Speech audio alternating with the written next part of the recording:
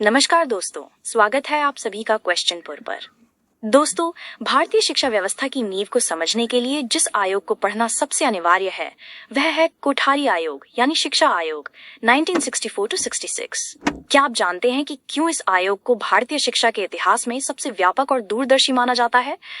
आज के इस वीडियो में हम उन महत्वपूर्ण सुझावों और सिफारिशों पर चर्चा करेंगे जिन्होंने आज की हमारी शिक्षा पद्धति को आकार दिया है। चाहे आप सीटेट, अपटेट या किसी भी टीचिंग एग्जाम की तैयारी कर रहे हो, ये टॉपिक आपके लिए बहुत महत्वपूर्ण है। तो पेन और कॉपी तैयार रखिए क्योंकि हम शुरू करने जा रहे हैं शिक्षा की पूरी गाथा। शिक्षा आयोग 1964 to 1966 या कोठारी आयोग 1964 to 66, education commission Kothari commission 1964 to 66। स्वतंत्रता प्राप्ति के उपरांत भारत सरकार ने अपने देश की आवश्यकताओं और आकांक्षाओं के अनुसार उच्च शिक्षा के पुनर्गठन के लिए सर्वप्रथम 1948 में विश्वविद्यालय शिक्षा आयोग का गठन किया। तत्पश्चात सन 1952 में माध्यमिक शिक्षा के पुनर्गठन हेतु माध्यमिक शिक्षा आयोग गठित किया। विश्वविद्यालय शिक्षा आयोग राधाकृष्णन आयोग ने विश्वविद्यालय शिक्षा के प्रशासन, संगठन व स्तर को ऊंचा उठाने संबंधी अपने ठोस सुझाव दिए, जिनमें से कुछ सुझावों के क्रियान्वयन द्वारा उच्च शिक्षा के क्षेत्र में कुछ सुधार भी हुआ, परंतु वांछित उद्देश्य प्राप्त न हो सके। सन 1952 में गठित मुदालियर शिक्षा आयोग ने भी तत्कालीन माध्यमिक शिक्षा के दोषों को उजागर करते हुए उसके पुनर्गठन हेतु अनेक ठोस सुझाव दिए, परंतु इन सबसे भी वांछित आकांक्षाओं की पूर्ति नहीं हो सकी क्योंकि दोनों आयोग एकांगी अर्थात शिक्षा के एक ही पक्ष की ओर ध्यान देने वाले थे। अतः ऐसे आयोग के गठन की आवश्यकता अनुभूत की गई जो विविध स्तरों पर शिक्षा के समस्त पहलुओं से संबंधित हो और शिक्षा के क्षेत्र में क्रांतिकारी परिवर्तन करके देश की सामाजिक, आर्थिक, सांस्कृतिक परिस्थितियों के अनुरूप शिक्षा संबंधी नीतियों, शिक्षा के राष्ट्रीय प्रतिमान एवं शिक्षा के प्रत्येक क्षेत्र में विकास की संभावनाओं पर महत्वपूर्ण एवं उपयोगी सुझाव एवं संस्तुतियां प्रस्तुत करें। अतः भारत सरकार ने शिक्षा के पुनर्गठन पर संपूर्ण रूप में सोचने समझने व देश भर के लिए समान शिक्षा नीति को निश्चित करने के उद्देश्य से 14 जुलाई सन 1964 को डॉक्टर D.S. कोठारी, जो विश्वविद्यालय अनुदान आयोग के तत्कालीन अध्यक्ष थे, की अध्यक्षता में 17 सदस्यीय राष्ट्रीय शिक्षा आयोग का गठन किया ताकि दी गई अनुशंसाओं का अनुसरण करके मनुष्य के वैयक्तिक व सामाजिक विकास की दिशा सुनिश्चित की जा सके। इसके व्यापक उद्देश्य, मरूप और महत्व के आधार पर इसे शिक्षा आयोग 1964 to 66 तथा राष्ट्रीय शिक्षा आयोग सन 1964 to 66 के नाम से जाना जाता है। इस आयोग को इसके अध्यक्ष दौलत सिंह कोठारी के नाम पर कोठारी आयोग भी कहा जाता है। आयोग में कुल 14 सदस्य थे, जिनमें 5 विदेशी शिक्षा विशेषज्ञ भी सम्मिलित थे। आयोग के गठन के उद्देश्य एवं कार्य क्षेत्र, objective and scope of organization commission. आयोग ने शिक्षा को राष्ट्र के विकास का मूल आधार मानते हुए राष्ट्र के परिप्रेक्ष्य में शिक्षा के उद्देश्य, लक्ष्य अथवा कार्य निश्चित किए और इन्हें पंचमुखी कार्यक्रम की संज्ञा दी। आयोग ने इनमें से प्रत्येक की प्राप्ति के लिए अनेक अन्य कार्य भी निश्चित किए जो अग्रलिखित हैं। आयोग के गठन का सर्वप्रमुख उद्देश्य शिक्षा द्वारा उत्पादन में वृद्धि करना था। स्वतंत्र प्राप्ति के बाद राष्ट्र ने राष्ट्रीय विकास के एक नए युग में प्रवेश किया था। अतः जनता की निर्ध को दूर करने का दृढ़ संकल्प व सभी के लिए एक उचित जीवन स्तर सुनिश्चित करना, कृषि को आधुनिकीकरण व उद्योगों का तीव्र विकास, आधुनिक विज्ञान व प्रौद्योगिकी का अभिग्रहण तथा परंपरागत आध्यात्मिक मूल्यों के साथ उनका सामंजस्य आदि लक्ष्यों की पूर्ति हेतु शिक्षा को उत्पादन परक बनाने पर जोर दिया गया व इसके लिए निम्नलिखित सुझाव दिए गए। 1. विज्ञान शिक्षा को प्राथमिक एवं माध्यमिक स्तर पर अनिवार्य करना तथा इस शिक्षा का उपयोग उत्पादन कार्यों में करना। कार्यानुभव, वर्क एक्सपीरियंस को विद्यालयी शिक्षा का अनिवार्य अंग बनाना तथा माध्यमिक शिक्षा को व्यवसाय परक बनाना। 2. देश के आर्थिक एवं सामाजिक विकास में शिक्षा के महत्वपूर्ण योगदान के विचार से एक सच्चे प्रजातांत्रिक समाज का निर्माण, राष्ट्रीय एकता व अखंडता की उन्नति हेतु अनवरत प्रयास को ध्यान में रखते हुए एक सुसंगठित व उचित राष्ट्रीय शिक्षा प्रणाली को सुनिश्चित करना। 3. शिक्षा द्वारा सच्चे लोकतंत्रीय समाज का निर्माण, राष्ट्रीय एकता, व्यक्ति को श्रेष्ठता एवं पूर्णता की खोज हेतु शिक्षा के संपूर्ण क्षेत्र की जांच करना, ताकि कम से कम समय में एक ऐसी सुसंतुलित एवं सुसंगठित राष्ट्रीय शिक्षा प्रणाली विकसित की जा सके जो राष्ट्रीय जीवन के सभी क्षेत्रों को महत्वपूर्ण योगदान दें। 4.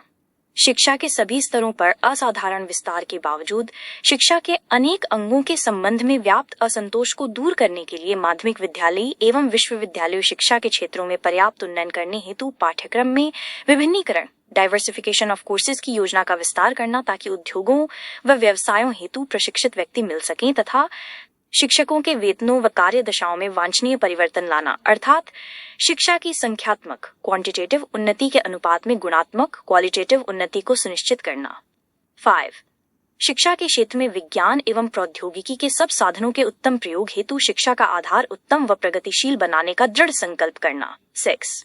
भारत में राष्ट्रीय शिक्षा प्रणाली के विकास हेतु शिक्षा के संपूर्ण क्षेत्रों की जांच करना, क्योंकि शिक्षा प्रणाली के सब अंग एक दूसरे पर शक्तिशाली प्रतिक्रिया करते हैं और प्रभाव भी डालते हैं। उपर्युक्त कारणों तथा प्रयोजन के लिए 14 जुलाई 1964 को भारत सरकार ने निम्नलिखित सदस्यों से युक्त एक शिक्षा आयोग के गठन का निर्णय लिया था। भारत सरकार ने विश्वविद्यालय अनुदान आयोग के अध्यक्ष डॉक्टर दौलत सिंह कोठारी को शिक्षा आयोग का अध्यक्ष नियुक्त किया गया था, इसीलिए इस आयोग को कोठारी आयोग भी कहा जाता है। आयोग में कुल 17 सदस्य थे, जिनमें से 6 सदस्य अन्य देशों के शिक्षा विशेषज्ञ थे। इन सदस्यों की सूची अग्रवत है। 1. प्रो दौलत सिंह कोठारी अध्यक्ष विश्वविद्यालय अनुदान आयोग। 2. श्री जे नायक सदस्य एवं सचिव अध्यक्ष शिक्षा नियोजन गोखले संस्थान Poona. 3. Shri J F McDougall सह सचिव संचालक शिक्षा विभाग UNESCO Paris. 4. Shri A R Daud सदस्य निदेशक अंतर्राष्ट्रीय माध्यमिक शिक्षा कार्यक्रम New Delhi. 5. Shri H L Elvin सदस्य शिक्षा संस्थान लंदन विश्वविद्यालय लंदन। 6. श्री सदातोशी दुहारा मायश सदस्य टोक्यो। 7. श्री आर एड डॉट गोपाल स्वामी माइनस सदस्य। 8. डॉक्टर बी एस झा सदस्य निदेशक निदेशालय Commonwealth London. 9. Doctor M D Mathur सदस्य कुलपति राजस्थान विश्वविद्यालय जयपुर। 10. डॉक्टर एन कृपाल सदस्य शिक्षा सचिव भारत सरकार। 11. डॉक्टर वी पी पाल सदस्य निदेशक भारतीय कृषि संस्थान नई दिल्ली। 12. कु एस पानंदीकर सदस्य अध्यक्ष शिक्षा विभाग कर्नाटक विश्वविद्यालय धारवाड़। 13. प्रो रोजल रेवल सदस्य निदेशक हार्वर्ड विश्वविद्यालय कैम्ब्रिज। 14. डॉक्टर सैयदेन सदस्य निदेशक एशियन शिक्षा संस्थान नई दिल्ली। 15. डॉक्टर टी सेन सदस्य उपकुलपति जादवपुर विश्वविद्यालय। 16. प्रो एस ए शुभोवस्की सदस्य प्रोफेसर मॉस्को विश्वविद्यालय मॉस्को। 17. एम जीन थॉमस सदस्य निदेशक शिक्षा फ्रांस पेरिस। इस आयोग ने भारत सरकार को राष्ट्रीय शिक्षा के प्रारूप को विकसित करने का सुझाव दिया, जिसके लिए निर्धारित उद्देश्यों को ध्यान में रखते हुए सामान्य अधिनियम व नीतियों को विकसित किया। उसके कार्यक्षेत्र को और अधिक स्पष्ट रूप में इस प्रकार समझा जा सकता है। 1. तत्कालीन भारतीय शिक्षा प्रणाली का गहराई से अध्ययन करना, उसकी तत्कालीन कमियों व व्याप्त असंतोष के कारणों का पता लगाना व उसमें सुधार के लिए सुझाव देना। 2. पूरे देश के लिए शिक्षा के आयोजन और प्रशासन संबंधी तत्व निश्चित करना व इस संबंध में सरकार को सुझाव देना। 3. पूरे देश के लिए समान शिक्षा प्रणाली प्रस्तावित करना तथा शिक्षा में गुणात्मक सुधार लाने हेतु ऐसी शिक्षा प्रणाली का विकास करना जो देश के सामाजिक, आर्थिक व राजनैतिक विकास में सहायक हो और यह प्रणाली ऐसी हो जो भारतीय शिक्षा के परंपरागत गुणों को सुरक्षित रखते हुए वर्तमान की आवश्यकताओं की पूर्ति करे व भविष्य के निर्माण में सहायक हो। 4. पूरे देश में किसी भी स्तर की किसी भी प्रकार की शिक्षा के प्रसार एवं उसमें गुणात्मक सुधार के लिए उपायों की खोज करना व इस संबंध में सरकार को सुझाव देना। कोठारी आयोग का प्रतिवेदन कमीशन रिपोर्ट। आयोग के सदस्यों ने संपूर्ण देश के राज्यों एवं केंद्र शासित प्रदेशों का भ्रमण किया और विश्वविद्यालयों, महाविद्यालयों, विद्यालयों तथा तकनीकी व अन्य संस्थानों का निरीक्षण करके छात्रों तथा शिक्षकों से साक्षात्कार व प्रशासकों व शिक्षाविदों से विचार विमर्श करने के बाद अपने कार्य क्षेत्र की व्यापकता को ध्यान में रखते हुए 13 कार्यदलों, टास्क फोर्सेस व 7 कार्य समितियों वर्किंग ग्रुप्स का संगठन किया, जिन्होंने 21 माह तक शिक्षा के सभी क्षेत्रों के संबंध में सभी प्रकार की सूचनाएं संग्रहित की। इसके अतिरिक्त आयोग ने शिक्षा की विभिन्न समस्याओं से संबंधित एक लंबी प्रश्नावली तैयार कराकर इसे शिक्षा से जुड़े विभिन्न वर्ग के लगभग 5000 व्यक्तियों के पास भेजा। 2400 व्यक्तियों से प्राप्त आंकड़ों का सांख्यिकीय विश्लेषण करने के बाद 29 जून 1966 को अपना प्रतिवेदन शिक्षा एवं राष्ट्रीय प्रगति एजुकेशन एंड नेशनल डेवलपमेंट साका को भेजा। ये प्रतिवेदन 692 पृष्ठों का एक वृहद दस्तावेज है जो 3 खंडों में विभाजित है। प्रथम खंड में 6 अध्याय है जिनमें सभी स्तरों की शिक्षा व्यवस्था के पुनर्निर्माण का सामान्य विवेचन किया गया है। राष्ट्रीय लक्ष्य एवं शिक्षा का स्वरूप, संरचनात्मक पुनर्संगठन, शिक्षकों की समृद्धि, विद्यालयों में प्रवेश संबंधी नीति व शिक्षा के अवसरों की समानता की चर्चा की गई है। द्वितीय खंड में शिक्षा के विभिन्न स्तरों एवं क्षेत्रों का समावेश किया गया है और तृतीय खंड में आयोग ने जो सुझाव व सिफारिशें दी हैं उनको क्रियान्वित करने की समस्याओं पर प्रकाश डाला गया है। आयोग के सुझाव व संस्तुतियां, recommendations and suggestions of commission. Kothari शिक्षा आयोग ने अपनी संस्तुतियों को 8 खंडों में प्रस्तुत किया है जो इस प्रकार हैं। 1. राष्ट्रीय शिक्षा के लक्ष्य, एम्स ऑफ नेशनल एजुकेशन। 2. शिक्षा के प्रशासन, वित्त व नियोजन संबंधी सुझाव, suggestions regarding administration, finance and planning. विद्यालय शिक्षा, माध्यमिक शिक्षा व विश्वविद्यालय शिक्षा के परिप्रेक्ष्य में। 3. कृषि शिक्षा, व्यावसायिक एवं तकनीकी शिक्षा संबंधी सुझाव, suggestions regarding agricultural education, vocational and technical education. 4. 10 वर्ष के लिए समान पाठ्यक्रम, कॉमन करिकुलम फॉर 10 years, अथवा शिक्षा की नवीन संरचना व स्तर, new educational structure and standard. 5. शिक्षक स्तर या शिक्षक की स्थिति व सेवा शर्तों संबंधी सुझाव, suggestions regarding teachers status and service conditions. 6. शिक्षक शिक्षा संबंधी सुझाव, सजेशंस रिगार्डिंग टीचर एजुकेशन। 7. शैक्षिक अवसरों की समानता संबंधी सुझाव, suggestions regarding equalization of educational opportunities. 8. स्त्री शिक्षा, प्रौढ़ व समाज शिक्षा संबंधी सुझाव, suggestions regarding women education, adult and social education. राष्ट्रीय शिक्षा के लक्ष्य, एम्स ऑफ नेशनल एजुकेशन। आयोग का विचार है कि शिक्षा को लोगों के जीवन आवश्यकताओं एवं आकांक्षाओं से संबंधित होना चाहिए ताकि उनका आर्थिक, सामाजिक, राजनीतिक तथा सांस्कृतिक विकास करके राष्ट्रीय लक्ष्यों को प्राप्त किया जा सके। आयोग ने राष्ट्र के परिप्रेक्ष्य में शिक्षा का पंचमुखी कार्यक्रम निश्चित करके इनमें से प्रत्येक को प्राप्ति के लिए कार्य निश्चित किए। ये 5 सूत्रीय कार्यक्रम इस प्रकार। 1. शिक्षा द्वारा उत्पादकता में वृद्धि करना। 2. शिक्षा द्वारा सामाजिक तथा राष्ट्रीय एकता को सुदृढ़ करना। 3. शिक्षा द्वारा लोकतंत्रीय गुणों का विकास करना। 4. शिक्षा द्वारा राष्ट्र का आधुनिकीकरण करना। 5. शिक्षा द्वारा सामाजिक, नैतिक व आध्यात्मिक मूल्यों का विकास करना। 1. शिक्षा द्वारा उत्पादकता में वृद्धि करना, इंक्रीज प्रोडक्टिविटी बाय एजुकेशन। शिक्षा का संबंध उत्पादकता से जोड़ने के लिए निम्नलिखित कार्यक्रम आवश्यक हैं। आई. विज्ञान शिक्षा को प्राथमिक एवं माध्यमिक स्तर पर अनिवार्य किया जाए और इस शिक्षा का उपयोग उत्पादन कार्यों में किया जाए। आई. कार्य अनुभव, वर्क एक्सपीरियंस को सभी प्रकार की शिक्षा के एक अभिन्न अंग के रूप में प्रारंभ किया जाए, जिसमें शिल्प विज्ञान तथा औद्योगिकरण हेतु उत्पादक प्रक्रियाओं में विज्ञान के उपयोग का हर संभव प्रयास किया जाए। आई. माध्यमिक शिक्षा को व्यवसाय परक बनाया जाए। IV. उच्च शिक्षा में कृषि विज्ञान व तकनीकी शिक्षा पर बल देने के साथ ही विज्ञान व तकनीकी क्षेत्र में शोध कार्यों को विकसित किया जाए। 2. शिक्षा द्वारा सामाजिक तथा राष्ट्रीय एकता को सुदृढ़ करना, to strengthen social and national unity by education.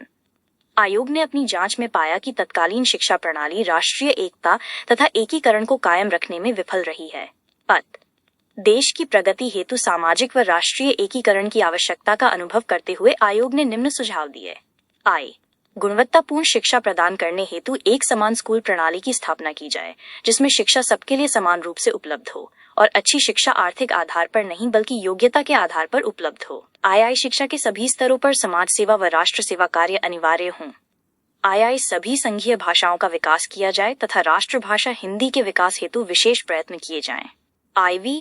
सभी बच्चों में राष्ट्रीय चेतना को प्रोत्साहित करने हेतु ऐसे कार्यक्रमों का विद्यालयों में आयोजन किया जाए जिससे बच्चे अपनी राष्ट्रीय परंपराओं को समझ सकें व इसके प्रति उनमें सकारात्मक प्रवृत्ति का विकास हो। 3. शिक्षा द्वारा लोकतंत्रीय गुणों का विकास करना, establishment of democratic values bye education. आयोग के विचार में लोकतंत्र की सफलता हेतु शिक्षा आवश्यक है, क्योंकि शिक्षा ही समाज में लोकतंत्रीय मूल्यों की स्थापना कर सकती है। अतः देश के नागरिकों में लोकतंत्रीय मूल्यों के विकास हेतु निम्न सुझाव दिए। आई. प्राथमिक शिक्षा अर्थात 6 से 14 वर्ष तक के बालकों के लिए अनिवार्य व निःशुल्क शिक्षा की व्यवस्था की जाए। आई. विद्यालयों में समानता, धर्मनिरपेक्षता, राष्ट्रीय एकता, सहिष्णुता, भाईचारा व सहयोग की भावना का वातावरण उत्पन्न किया जाए। आई. सभी बच्चों को शिक्षा के समान अवसर दिए जाएं। IV. प्रौढ़ शिक्षा का अधिक से अधिक प्रचार व प्रसार किया जाए। वी विद्यालयों में ऐसे कार्यक्रमों का आयोजन किया जाए जिनसे बच्चों में लोकतंत्रीय मूल्य में आस्था उत्पन्न हो तथा वे तदनुकूल व्यवहार करें। 4. शिक्षा द्वारा राष्ट्र का आधुनिकीकरण करना, modernization of nation by education. राष्ट्र के आधुनिकीकरण से आयोग का तात्पर्य विज्ञान एवं तकनीकी के प्रयोग से देश का आर्थिक विकास करने और जनसाधारण के जीवन स्तर को ऊंचा उठाने से है। इसके लिए उसने निम्नलिखित सुझाव दिए। आई. विज्ञान के इस युग में ज्ञान की तीव्रता व प्रसार की गति के साथ शिक्षा को भी गतिशील बनाए रखने का प्रयास करना। आई. देश के सभी बालकों 6 से 14 वर्ष तक के को अनिवार्य रूप से शिक्षा प्रदान करना। आई. जनसाधारण के शैक्षिक स्तर को ऊंचा उठाया जाए। IV. उच्च स्तर पर विज्ञान व तकनीकी शिक्षा की उचित व्यवस्था की जाए तथा छात्रों में स्वतंत्र चिंतन व निर्णय लेने की शक्ति का विकास किया जाए। V. छात्रों में प्रगतिशील वातावरण की ओर सचेत रहने की उत्सुकता पैदा करना। 5. शिक्षा द्वारा सामाजिक, नैतिक व आध्यात्मिक मूल्यों का विकास करना। Development of social, moral and spiritual values. आयोग के अनुसार निम्न कार्यों द्वारा छात्रों का नैतिक, चारित्रिक व आध्यात्मिक विकास किया जा सकता है। आई. शिक्षा में नैतिक, चारित्रिक एवं आध्यात्मिक मूल्यों की स्थापना करने वाली गतिविधियों को प्रोत्साहित किया जाना चाहिए। आई. छात्रों को सामाजिक सेवा के कार्यक्रमों में भाग लेने के लिए प्रेरित किया जाना चाहिए। आई. प्राथमिक शिक्षा में महान व्यक्तियों, संतों और आदर्श चरित्रों की जीवनी पढ़ाई जानी चाहिए। IV. माध्यमिक एवं उच्च शिक्षा में मूल्य आधारित शिक्षा, वैल्यू बेस्ड एजुकेशन प्रदान की जानी चाहिए। शिक्षा के प्रशासन, वित्त व नियोजन संबंधी सुझाव, suggestions regarding administration, finance and planning.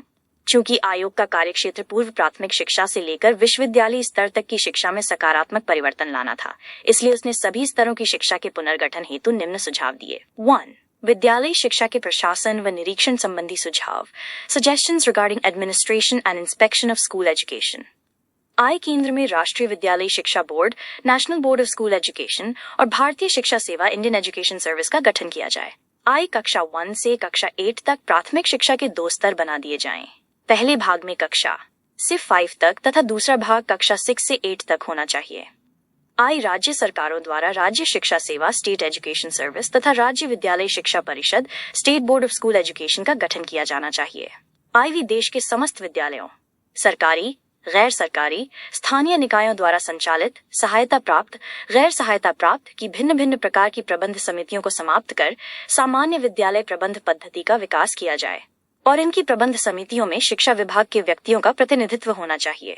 V. विद्यालयों में जिला विद्यालय निरीक्षक द्वारा नियमित निरीक्षण की व्यवस्था की जानी चाहिए। VI. प्रशासन से निरीक्षण कार्य को अलग रखा जाना चाहिए। जिले के विद्यालयों का प्रशासन कार्य जिला विद्यालय बोर्ड के हाथों में हो और उनके निरीक्षण का कार्य जिला शिक्षा अधिकारी के हाथों में हो, परंतु दोनों में सहयोग अवश्य होना चाहिए। 2. पाठ्यक्रम संबंधी सुझाव, सजेशंस रिगार्डिंग करिकुलम। आयोग ने प्राथमिक विद्यालयों के सभी स्तरों की पाठ्यचर्या निर्माण हेतु सिद्धांत निश्चित किया। तत्पश्चात इन सिद्धांतों के आधार पर पूर्व प्राथमिक, प्राथमिक, उच्च प्राथमिक, माध्यमिक और उच्चतर माध्यमिक शिक्षा की पाठ्यचर्या की रूपरेखा प्रस्तुत की। इसके साथ ही आयोग ने त्रिभाषा सूत्र को संशोधित रूप में प्रस्तुत किया। आयोग के अनुसार विद्यालयी पाठ्यचर्या का निर्माण बेसिक शिक्षा के सिद्धांतों, उत्पादन व सहसंबंध आदि के आधार पर किया जाए, परंतु किसी भी स्तर की शिक्षा को बेसिक शिक्षा न कहा जाए। प्राथमिक शिक्षा की पाठ्यचर्या सरल होनी चाहिए तथा इसमें मातृभाषा और पर्यावरण के अध्ययन पर विशेष बल दिया जाना चाहिए। माध्यमिक शिक्षा हेतु एक आधारभूत पाठ्यचर्या के साथ व्यावसायिक वर्ग की पाठ्यचर्या स्थानीय विशेष आवश्यकताओं पर आधारित होनी चाहिए। विशिष्टीकरण की व्यवस्था उच्च माध्यमिक स्तर पर ही की जानी चाहिए। विभिन्न स्तरों पर पाठ्यचर्या की रूपरेखा निम्नवत है। 1. पूर्व प्राथमिक स्तर। आई. खाने व पहनने के कौशल। II. सफाई, बातचीत, सामाजिक व्यवहार। IV. खेलकूद। V. सृजनात्मक कार्य। 2. प्राथमिक स्तर। I. मातृभाषा, क्षेत्रीय भाषा। I. व्यावहारिक गणित। EI. भौतिक पर्यावरण का अध्ययन। IV. सृजनात्मक क्रियाएं। V. कार्यानुभव। VI. समाज सेवा। 7. स्वास्थ्य, शिक्षा, खेलकूद व व्यायाम आदि। 3. उच्च प्राथमिक अथवा निम्न माध्यमिक स्तर। I. मातृभाषा, क्षेत्रीय भाषा। 2I. हिंदी अथवा अंग्रेजी। 2I. गणित, IV. विज्ञान। V. सामाजिक अध्ययन। V. कला। 7. कार्यानुभव, शिल्प कार्य। 7. समाज सेवा। IX. स्वास्थ्य शिक्षा। X. धार्मिक शिक्षा। 4. माध्यमिक स्तर। I. मातृभाषा, क्षेत्रीय भाषा। 2I. हिंदी, अथवा कोई अन्य संघीय भाषा। डी कोई यूरोपीय भाषा। IV गणित। V सामान्य विज्ञान। V सामाजिक विज्ञान। 7 कला। 7 कार्यानुभव, कृषि कार्य आदि। IX समाज सेवा। X स्वास्थ्य शिक्षा। X I नैतिक एवं आध्यात्मिक मूल्यों की शिक्षा। 1 उच्चतर माध्यमिक स्तर। I मातृभाषा। I आधुनिक भारतीय संघीय भाषा, आधुनिक विदेशी भाषा तथा शास्त्रीय भाषा में से कोई 2 भाषाएं। DI तीसरी भाषा, इतिहास, भूगोल, अर्थशास्त्र, तर्कशास्त्र, मनोविज्ञान, समाजशास्त्र, कला, भौतिक शास्त्र, रसायन शास्त्र, गणित, जीव विज्ञान, भूगर्भ शास्त्र व गृह विज्ञान में से कोई 3 विषय। इसके अतिरिक्त वे 7 विषय के अंतर्गत कार्यानुभव, समाज सेवा व स्वास्थ्य शिक्षा होंगे। VI त्रिभाषा सूत्र का संशोधित स्वरूप। आयोग ने प्रस्तावित त्रिभाषा सूत्र में संशोधन कर उसे निम्नलिखित रूप में लागू करने का सुझाव दिया। I मातृभाषा, क्षेत्रीय भाषा अथवा प्रादेशिक भाषा। II संघ की राजभाषा, हिंदी अथवा अंग्रेजी। II कोई आधुनिक भारतीय भाषा या कोई आधुनिक यूरोपीय भाषा या कोई शास्त्रीय भाषा जो प्रथम 2 में न दी गई हो। 3 विद्यालय शिक्षा की शिक्षण विधियों संबंधी सुझाव। Suggestions regarding teaching methods in school education. शिक्षण विधियों के संबंध में आयोग ने निम्नलिखित सुझाव दिए। I शिक्षण पद्धति में हो रहे निरंतर परिवर्तनों के अनुसार शिक्षण विधियां भी लचीली, गतिशील, क्रिया प्रधान व रोचक होनी चाहिए। II शिक्षा को आधुनिक व प्रगतिशील बनाने हेतु शिक्षकों को नवीन शिक्षण विधियों के प्रयोग लिए प्रोत्साहन देना चाहिए। इस दिशा में कार्यशालाओं व संगोष्ठियों का आयोजन करना चाहिए। II शिक्षकों को शिक्षण संबंधी सहायक सामग्री उपलब्ध कराने के साथ ही उचित निर्देशन भी मिलना चाहिए। इस निर्देशन प्रक्रिया में शिक्षण सहायक सामग्री निर्माण करने का प्रशिक्षण भी शामिल होना चाहिए ताकि शिक्षक समुचित सहायक सामग्री का प्रयोग करने में सक्षम हों। IV शिक्षण विधियां बाल मनोविज्ञान पर आधारित होनी चाहिए तथा इन विधियों द्वारा उन्हें अपनी सृजनात्मक प्रतिभा के विकास हेतु अवसर मिलने चाहिए। V आकाशवाणी व दूरदर्शन के माध्यम से पाठों का प्रसारण किया जाना चाहिए। VI विद्यार्थियों के लिए इन पाठों का प्रसारण विद्यालय समय में किया जाए तथा शिक्षकों के लिए विद्यालय समय से पहले या बाद में। पाठ्य पुस्तकों से संबंधित सुझाव।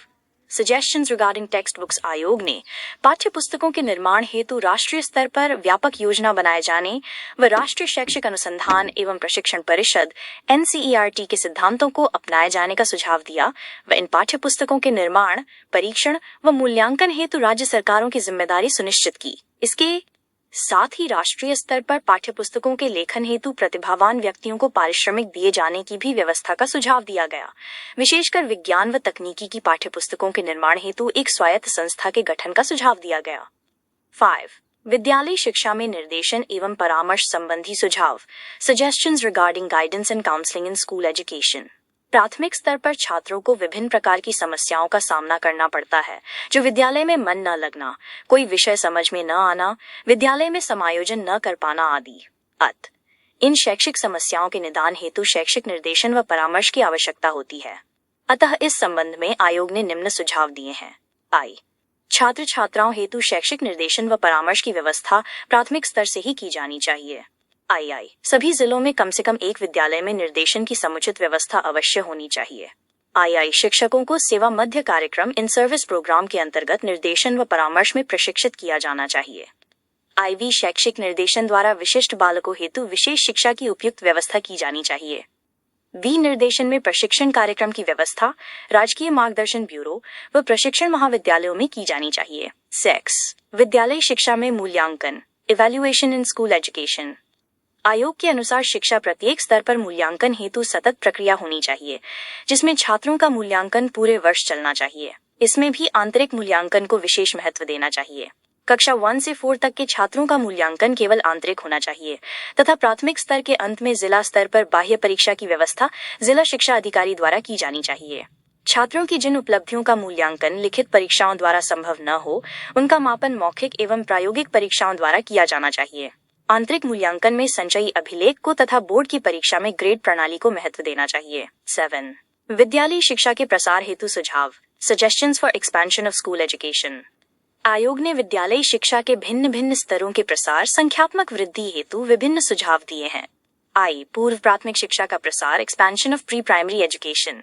इस स्तर पर पर्याप्त प्रचार व प्रसार हेतु प्रत्येक राज्य के प्रत्येक जिले में पूर्व प्राथमिक शिक्षा प्रसार केंद्र स्थापित किए जाएं, जो अपने अपने क्षेत्र में पूर्व प्राथमिक शिक्षा के प्रसार हेतु उत्तरदायी हों तथा पूर्व प्राथमिक शिक्षकों के प्रशिक्षण व प्रशिक्षित शिक्षकों के लिए अभिनव पाठ्यक्रमों रिफ्रेशर कोर्सेज की व्यवस्था करें, ताकि अधिक से अधिक प्राथमिक स्कूलों में पूर्व प्राथमिक शिक्षा की व्यवस्था की जाए। इस दिशा में व्यक्तिगत संस्थाओं को अनुदान हेतु भी प्रेरित किया जाए।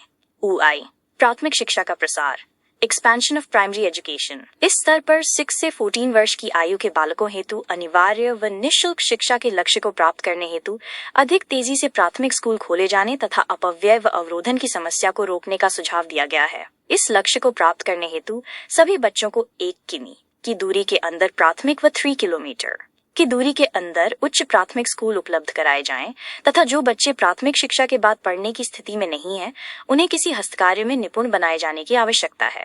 पिछड़ी व अनुसूचित जनजातियों के बच्चों के लिए प्राथमिक विद्यालय खोलने व मंद बुद्धि व विकलांग बच्चों के लिए अलग से स्कूल खोलने का भी आयोग ने सुझाव दिया। DUI माध्यमिक शिक्षा के प्रसार संबंधी सुझाव, suggestions regarding expansion of secondary education. माध्यमिक शिक्षा के प्रसार हेतु आयोग ने निम्न सुझाव दिए हैं। प्रत्येक जिले में आवश्यकता अनुसार माध्यमिक शिक्षा के प्रसार की योजना बनाकर उसे 10 वर्षों की अवधि में पूरा किया जाए। इस हेतु प्रत्येक जिले में आवश्यकता अनुसार माध्यमिक विद्यालयों की स्थापना की जाए तथा इस दिशा में किए गए व्यक्तिगत प्रयासों को प्रोत्साहन दिया जाए। II लड़कियों के लिए और अधिक माध्यमिक विद्यालय खोले जाएं। दूर से आने वाले लड़कियों के लिए छात्रावास बनाए जाएं। उनके लिए माध्यमिक स्तर की शिक्षा निःशुल्क की जाए और निर्धन छात्राओं को छात्रवृत्तियां भी दी जाएं। II माध्यमिक स्तर पर होने वाले अपव्यय व अवरोधन को रोका जाए। अनुसूचित जाति व जनजाति के बच्चों की माध्यमिक शिक्षा की व्यवस्था हेतु विशेष योजनाएं बनाई जाएं। IV अंशकालिक माध्यमिक शिक्षा की भी आवश्यकता अनुसार व्यवस्था की जाए, विशेषकर व्यावसायिक वर्ग की। V सह शिक्षा के लिए लोगों को तैयार किया जाए। 8 विश्वविद्यालय शिक्षा के संदर्भ में आयोग के सुझाव, commission suggestions in reference of university education. Kothari आयोग ने विश्वविद्यालय शिक्षा पर भी विस्तार से विचार किया तथा विश्वविद्यालय शिक्षा के संदर्भ में निम्न सुझाव दिए। विश्वविद्यालय शिक्षा के प्रशासन संबंधी सुझाव, suggestions regarding administration of university educations. आयोग ने विश्वविद्यालय शिक्षा के प्रशासन को अधिक प्रभावी बनाने हेतु निम्न सुझाव दिए।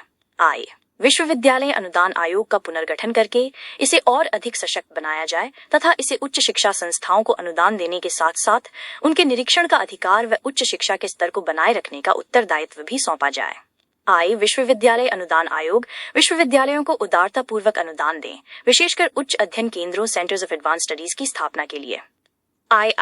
सभी विश्वविद्यालयों को अपने शिक्षण व अनुसंधान कार्य में सुधार लाने हेतु अधिक स्वायत्तता प्रदान की जाए तथा इन्हें अंतर विश्वविद्यालय परिषद इंटर यूनिवर्सिटी काउंसिल का सदस्य बनाया जाए।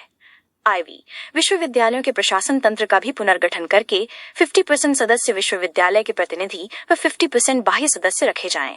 कार्यकारिणी परिषद में 15 से 20 सदस्य हों तथा कुलपति इसका अध्यक्ष हो। विश्वविद्यालयों की शैक्षिक परिषद में छात्रों का प्रतिनिधित्व होना चाहिए तथा इसे पाठ्यक्रम निर्माण व शैक्षिक विषयों पर निर्णय लेने का अधिकार भी होना चाहिए। विश्वविद्यालयों को और अधिक स्वायत्तता देने की दिशा में उन्हें कुलपतियों के चुनाव की स्वतंत्रता, पाठ्यक्रम निर्माण, शिक्षकों की नियुक्ति, छात्रों के चयन व अनुसंधान कार्य में स्वतंत्रता मिलनी चाहिए।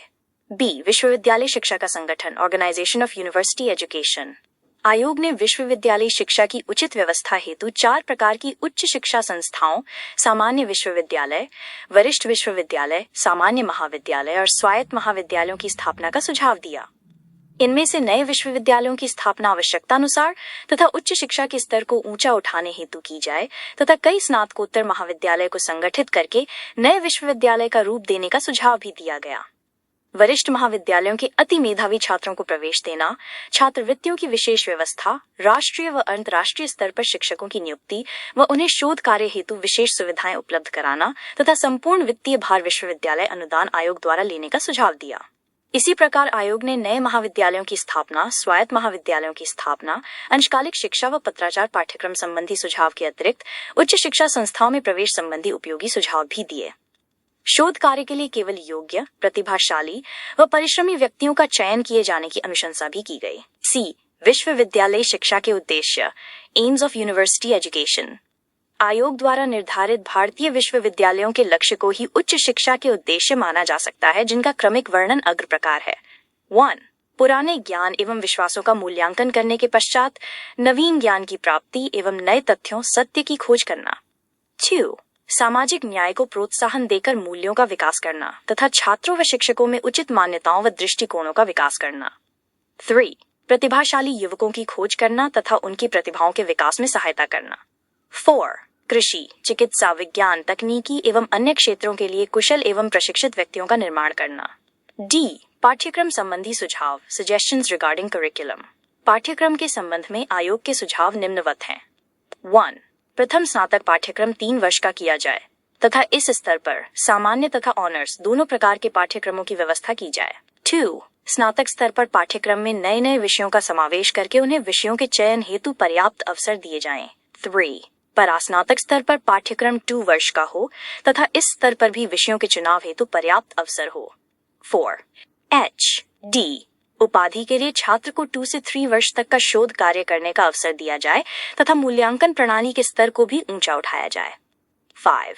स्नातक कक्षाओं में 1 या 2 विषयों के गहन अध्ययन की व्यवस्था के साथ ही अंग्रेजी, रूसी आदि समृद्ध विदेशी भाषाओं के अध्ययन की भी व्यवस्था की जाए। E. शिक्षण में सुधार व शिक्षण विधियां, improvement in teaching and teaching method. 1. विश्वविद्यालयों और महाविद्यालयों को आधुनिक शिक्षण विधियों को अपनाकर शिक्षण में सुधार करना चाहिए। 2. शिक्षण प्रक्रिया में सुधार हेतु विश्वविद्यालय अनुदान आयोग में एक विशेष समिति का गठन किया जाए तथा मौलिक चिंतन को इस स्तर पर महत्व दिया जाए। 3. समय सारणी, टाइम टेबल में क्रिया प्रधान विधियों को प्रमुखता दी जाए तथा छात्रों के स्वतंत्र विचारों की अभिव्यक्ति, लेखन कार्य, समस्या समाधान व लघु शोध कार्यों में संलग्न किए जाए। 4. किसी शिक्षक को सत्र के बीच में संस्था छोड़ने की स्वीकृति न दी जाए तथा 7 दिन से अधिक का अवकाश स्वीकृत न किया जाए। 5. कक्षा शिक्षण को कुछ कम करके उसके स्थान पर स्वाध्याय, विचार विमर्श, समस्या समाधान और लेखन को महत्व देने हेतु संपन्न पुस्तकालयों और संगोष्ठी भवनों की उचित व्यवस्था की जाए। F. शिक्षा का माध्यम, मीडियम ऑफ इंस्ट्रक्शन। शिक्षा के माध्यम के विषय में आयोग ने निम्न संस्तुतियां की। -1. स्नातक स्तर की शिक्षा क्षेत्रीय भाषाओं के माध्यम से तथा परास्नातक स्तर पर अंग्रेजों माध्यम से होनी चाहिए। 2. शिक्षकों को यथासंभव द्विभाषी होना चाहिए, अर्थात उन्हें क्षेत्रीय भाषा व अंग्रेजी भाषा दोनों का ज्ञान होना चाहिए। 3. वरिष्ठ विश्वविद्यालयों में अंग्रेजी भाषा को शिक्षा का माध्यम बनाना चाहिए। 4. उच्च शिक्षा में अंग्रेजी के अतिरिक्त उर्दू व रूसी भाषा के शिक्षण की भी व्यवस्था होनी चाहिए। G. छात्र संघ व छात्र कल्याण कार्यक्रम संबंधी सुझाव, suggestions about students federation and students welfare programmes. आयोग ने विश्वविद्यालयों व महाविद्यालयों में छात्र संघों के गठन एवं संचालन हेतु शिक्षकों व छात्रों की एक संयुक्त समिति का निर्माण किए जाने, छात्र संघों के पदाधिकारियों का अप्रत्यक्ष विधि से चुनाव किए जाने तथा छात्र संघ की स्वयमेव ऑटोमेटिक सदस्य का भी सुझाव दिया। छात्रों के कल्याण हेतु उन्हें समुचित रोजगार देने हेतु रोजगार कार्यालयों की स्थापना, पर्याप्त मात्रा में सुविधा संपन्न छात्रावासों का निर्माण व छात्र कल्याण की योजनाओं को क्रियान्वित करने हेतु छात्र कल्याण अधिष्ठाता, डीन ऑफ स्टूडेंट्स वेलफेयर की स्थापना का सुझाव दिया गया। H. शैक्षिक वित्त व नियोजन, एजुकेशनल फाइनेंस एंड प्लानिंग। शैक्षिक वित्त के संबंध में आयोग के सुझाव निम्नलिखित हैं। 1. आयोग ने स्पष्ट किया कि सन 1965-66 की अपेक्षा सन 1985-86 में छात्रों की संख्या कम से कम 2 गुनी हो जाने से प्रति छात्र व्यय भी 12 रु के स्थान पर 54 रु तक हो जाएगा। अतः शिक्षा बजट में प्रति वर्ष वृद्धि करनी आवश्यक है। इस दिशा में केंद्र सरकार अपने बजट में शिक्षा के लिए कम से कम 6% का प्रावधान करे। 2. राज्य सरकारें भी अपने बजटों में शिक्षा के लिए और अधिक धनराशि आवंटित करें। 3. राज्यों में स्थानीय संस्थाओं, ग्राम पंचायतों और नगर पालिकाओं को उनके क्षेत्र की प्राथमिक शिक्षा संस्थाओं का वित्तीय भार सौंपा जाए। 4. व्यक्तिगत स्रोतों से अधिक धन प्राप्त किया जाए। 5. शिक्षा हेतु आय के स्रोत बढ़ाने के उपायों को खोज की जाए व इस क्षेत्र में अनुसंधान किए जाएं। 6. अगले 2 या 3 दशकों में शिक्षा के विभिन्न क्षेत्रों में शैक्षिक व्यय उपलब्ध संसाधनों का 2/3 भाग विद्यालय शिक्षा पर और 1/3 भाग उच्च शिक्षा पर होगा। 7. सन 1965 से 1975 तक स्कूल शिक्षा के अधिकतम व्यय का प्रयोग स्कूल शिक्षकों के वेतनमान को समृद्ध करने में, पूर्व विश्वविद्यालय पाठ्यक्रम और विश्वविद्यालय से इंटरमीडिएट कक्षाओं को स्कूल स्तर के लिए स्थानांतरण तथा माध्यमिक शिक्षा के व्यावसायीकरण हेतु किया जाए। 8. सन 1975 से 1985 तक 7 वर्षीय प्रभावपूर्ण प्राथमिक शिक्षा स्कूल स्तर पर 1 वर्ष की वृद्धि व माध्यमिक शिक्षा के व्यावसायीकरण पर बल दिया जाएगा। 9. सन 1985 के उपरांत उच्च शिक्षा के विकास व अनुसंधान पर बल देने हेतु धन का प्रयोग किया जाएगा। उपर्युक्त वित्तीय योजनाओं हेतु आयोग ने विभिन्न शैक्षिक वित्त के स्रोतों की भी व्याख्या की है, जो इस प्रकार हैं। आई, यद्यपि शिक्षा के अनुपोषण के लिए अधिकतम दायित्व राजकीय निधियों, केंद्र व राज्य पर नियत किया जाएगा, परंतु इस वित्तीय दायित्व को पूर्ण रूपेण सरकार पर न सौंपा जाकर स्थानीय समुदायों, स्वैच्छिक संगठनों और स्थानीय निकायों से योगदान लेने के प्रयास किए जाने चाहिए। आई, स्थानीय समुदाय की सहायता विद्यालय निधियों का सृजन और विद्यालयों में भौतिक सुविधाओं की उन्नति व विद्यालय सुधार सम्मेलनों की व्यवस्था द्वारा गतिशील होनी चाहिए। आई, जिला विद्यालय परिषदों द्वारा जिला परिषदों को वित्तीय सहायता प्रदान करने की दिशा में भूमि राजस्व मालगुजारी पर कर लगाकर शिक्षा के लिए कोष विकसित किए जाने चाहिए। कोषों के संकलन को प्रोत्साहित करने हेतु सरकार जिला परिषदों द्वारा इस प्रकार के संकलित अतिरिक्त राजस्व की आनुपातिक सहायता अनुदान दे। आईवी शिक्षा की लागत का एक निश्चित अनुपात पालिकाओं द्वारा वहन करना अनिवार्य होना चाहिए। कृषि शिक्षा, व्यावसायिक व तकनीकी शिक्षा के संबंध में सुझाव। Suggestions about agricultural education, vocational education and technical education. I, विद्यालय स्तर पर कृषि शिक्षा आयोग ने प्राथमिक स्तर पर कृषि संबंधी सामान्य जानकारी को पाठ्यचर्या का अनिवार्य अंग बनाए जाने की अनुशंसा करते हुए माध्यमिक स्तर पर कृषि विद्यालयों की स्थापना व कृषि को कार्यानुभव का महत्वपूर्ण अंग बनाने का सुझाव दिया। इसके साथ ही उच्चतर माध्यमिक स्तर पर कृषि विषय में विशिष्टीकरण की व्यवस्था किए जाने की अनुशंसा भी की। आई, पॉलिटेक्निक स्तर पर कृषि शिक्षा आयोग ने माध्यमिक शिक्षा उत्तीर्ण सामान्य आने के लिए प्रत्येक प्रांत में पर्याप्त पॉलिटेक्निक कॉलेज खोले जाने व उनमें आवश्यकता अनुसार कृषि शिक्षा की व्यवस्था कर इन्हें कृषि विश्वविद्यालयों से संबद्ध किए जाने का भी सुझाव दिया। इन कॉलेजों में कृषकों और कृषि में विशेष रुचि रखने वाले व्यक्तियों के लिए सघन व संक्षिप्त कार्यक्रम चलाए जाने का भी सुझाव दिया गया। आई, महाविद्यालय स्तर पर कृषि शिक्षा। महाविद्यालय स्तर पर कृषि शिक्षा हेतु आयोग ने प्रत्येक कृषि महाविद्यालय के पास कम से कम 200 एकड़ कृषि योग्य भूमि का फार्म होने तथा कृषि स्नातक पाठ्यक्रम के स्थान पर उच्च कृषि तकनीकी शिक्षा की व्यवस्था किए जाने का सुझाव दिया। इस हेतु वर्तमान कृषि महाविद्यालयों की दशा सुधारने का भी सुझाव दिया गया। इन सभी कृषि महाविद्यालयों का हर 5 वर्ष बाद विश्वविद्यालय अनुदान आयोग और भारतीय कृषि अनुसंधान परिषद द्वारा संयुक्त रूप से निरीक्षण किए जाने की आवश्यकता भी अनुभव की गई। आईवी, विश्वविद्यालय स्तर पर व अन्य कृषि संस्थाओं में कृषि शिक्षा। विश्वविद्यालय स्तर पर कृषि शिक्षा हेतु आयोग ने प्रत्येक प्रांत में कम से कम एक शिक्षण कृषि विश्वविद्यालय की स्थापना का सुझाव दिया, जिसमें कम से कम 1000 एकड़ कृषि योग्य भूमि का फार्म हो तथा स्नातक एवं परास्नातक शिक्षा व कृषि में अनुसंधान कार्य की उत्तम व्यवस्था के साथ ही कृषि प्रसार कार्यक्रमों की भी व्यवस्था की जाए। इन कृषि विश्वविद्यालयों में 25% छात्रों को छात्रवृत्तियां दी जाए तथा उपाधि देने से पूर्व फार्म पर 1 वर्ष कृषि कार्य करना अनिवार्य किया जाए। इस स्तर पर कृषि शिक्षा प्रदान करने हेतु भारतीय कृषि अनुसंधान संस्थान IARI, भारतीय पशु अनुसंधान IVRI और राष्ट्रीय डेयरी अनुसंधान संस्थान अपने अपने क्षेत्र में परास्नातक शिक्षा की व्यवस्था और शोध कार्य के लिए उत्तरदायी हैं। इनमें भी भारतीय कृषि अनुसंधान संस्थान IARI कृषि शिक्षा के विस्तार व उन्नयन के लिए उत्तरदायी है। व्यावसायिक व तकनीकी शिक्षा, वोकेशनल एंड टेक्निकल एजुकेशन। आयोग के गठन का एक महत्वपूर्ण उद्देश्य शिक्षा को उत्पादकता से जोड़ता था। अतः आयोग की राय में माध्यमिक शिक्षा का व्यावसायीकरण शिक्षा व उत्पादन में संबंध स्थापित कर सकता है। इस संदर्भ में आयोग ने निम्न सुझाव दिए। माध्यमिक शिक्षा का व्यावसायीकरण किया जाए और 20 वर्ष के अंदर माध्यमिक स्तर पर 25% व उच्चतर माध्यमिक स्तर पर 50% छात्रों को व्यावसायिक वर्ग में लाया जाए। ग्रामीण क्षेत्रों में स्थित पॉलिटेक्निक कॉलेजों में कृषि व कृषि से संबंधित उद्योगों की शिक्षा दी जाए तथा नए पॉलिटेक्निक कॉलेज केवल औद्योगिक क्षेत्र में ही खोले जाएं। इन कॉलेजों में महिलाओं की रुचि के उद्योगों की शिक्षा की व्यवस्था भी की जाए। जूनियर टेक्निकल स्कूलों को टेक्निकल हाई स्कूलों में बदल दिया जाए। आईवी, इन विद्यालयों के पाठ्यक्रम अपने आप में पूर्ण होने चाहिए, अर्थात ये व्यवसाय परक होने चाहिए। इन पाठ्यक्रमों में सैद्धांतिक ज्ञान की अपेक्षा व्यावहारिक प्रशिक्षण पर अधिक बल दिया जाए तथा इसके लिए अनुभव प्राप्त शिक्षकों की नियुक्ति की जाए। उच्च इंजीनियरिंग शिक्षा संबंधी सुझाव। Suggestions about higher engineering education. घटिया किस्म के इंजीनियरिंग कॉलेजों को बंद कर दिया जाए व नए इंजीनियरिंग कॉलेजों की स्थापना मानव शक्ति की मांग के आधार पर की जाए। ये सभी कॉलेज तकनीकी शिक्षा संस्थान टेक्निकल एजुकेशन इंस्टीट्यूट TEI द्वारा मान्यता प्राप्त हों तथा जो इंजीनियरिंग कॉलेज उच्च स्तर की शिक्षा प्रदान नहीं कर रहे हैं उनमें सुधार किया जाए। इंजीनियरिंग की कुछ शाखाओं जैसे विद्युत अणु संबंधी इलेक्ट्रॉनिक्स और उपकरण संबंधी इंस्ट्रूमेंटेशन शिक्षा के लिए योग्य एवं प्रतिभाशाली BSc पास छात्रों को चुना जाए। परिवर्तित आवश्यकताओं की पूर्ति के लिए पाठ्यक्रमों को विभिन्न प्रकार से अद्यतन अप टू डेट बनाया जाए व इनमें विमान तकनीकी, नक्षत्र विज्ञान, रासायनिक तकनीकी आदि नए पाठ्यक्रम शुरू किए जाएं। व्यावहारिक प्रशिक्षण पर अधिक बल दिया जाए तथा इसके लिए औद्योगिक संस्थानों का सहयोग लिया जाए।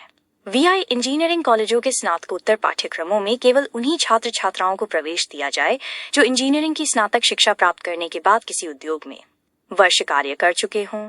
7 जहां आवश्यकता हो पत्राचार पाठ्यक्रम शुरू किए जाएं। 7 शिक्षकों को अपने अपने क्षेत्र के अद्यतन ज्ञान से अवगत कराने के लिए ग्रीष्मकालीन संस्थानों समर इंस्टीट्यूट्स की व्यवस्था की जाए। विज्ञान शिक्षा व अनुसंधान, साइंस एजुकेशन एंड रिसर्च। आयोग के अनुसार देश के आर्थिक विकास, उसकी सुरक्षा और उसके आधुनिकीकरण के लिए विज्ञान की शिक्षा अति आवश्यक है और साथ ही इस क्षेत्र में निरंतर अनुसंधान की आवश्यकता है। अतः आयोग ने देश में विज्ञान शिक्षा के विकास के संबंध में निम्न सुझाव दिए। राष्ट्रीय विज्ञान संस्थान नेशनल इंस्टीट्यूट ऑफ साइंस का पुनर्गठन किया जाए तथा वैज्ञानिक शोधों पर व्यय धनराशि के प्रतिशत में वृद्धि की जाए। विज्ञान की शिक्षा प्रारंभिक कक्षाओं से ही शुरू की जाए और इसके लिए क्षेत्रीय भाषाओं में वैज्ञानिक शब्दावली का विकास किया जाए। विज्ञान तथा गणित के उच्च अध्ययन केंद्रों की स्थापना की जाए। इन केंद्रों में योग्य व प्रतिभाशाली व्यक्तियों को शिक्षक नियुक्त किया जाए। यदि संभव हो तो कुछ व्यक्ति अंतर्राष्ट्रीय ख्याति प्राप्त हों। कुछ विजिटिंग प्रोफेसर्स की संविदा के आधार पर 2 से 3 वर्ष को अवधि के लिए नियुक्त किया जाए। विज्ञान के स्नातक, स्नातकोत्तर और विशेष पाठ्यक्रमों में सुधार कर उन्हें अद्यतन व अंतर्राष्ट्रीय स्तर का बनाया जाए। विज्ञान में 2 वर्षीय स्नातकोत्तर शिक्षा के अतिरिक्त 1 वर्षीय विशेष पाठ्यक्रम भी तैयार किए जाएं, जिनमें विज्ञान की अद्यतन जानकारी दी जाए। विश्वविद्यालय तथा इंजीनियरिंग संस्थान योग्य औद्योगिक कार्यकर्ताओं को पत्र व्यवहार द्वारा शिक्षा तथा सायंकालीन कक्षाओं के लिए भर्ती करें। इन संस्थानों में डिप्लोमा तथा डिग्री कोर्सा के अतिरिक्त मिस्त्रियों, मैकेनिक्स, प्रयोगशाला शिल्पियों, लैबोरेटरी टेक्नीशियंस तथा अन्य कुशल कार्यकर्ताओं, स्किल्ड ऑपरेटर्स के लिए विशेष व लघु कोर्स आयोजित करें। विज्ञान की शिक्षा हेतु योग्य व अनुभवी शिक्षक नियुक्त किए जाएं तथा इन शिक्षकों को विज्ञान क्षेत्र को अद्यतन जानकारी हेतु ग्रीष्मकालीन संस्थाओं समर इंस्टीट्यूट्स में भेजा जाए। यहाँ विदेशी वैज्ञानिकों और विदेशों में कार्यरत भारतीय वैज्ञानिकों को व्याख्यान के लिए आमंत्रित किया जाए।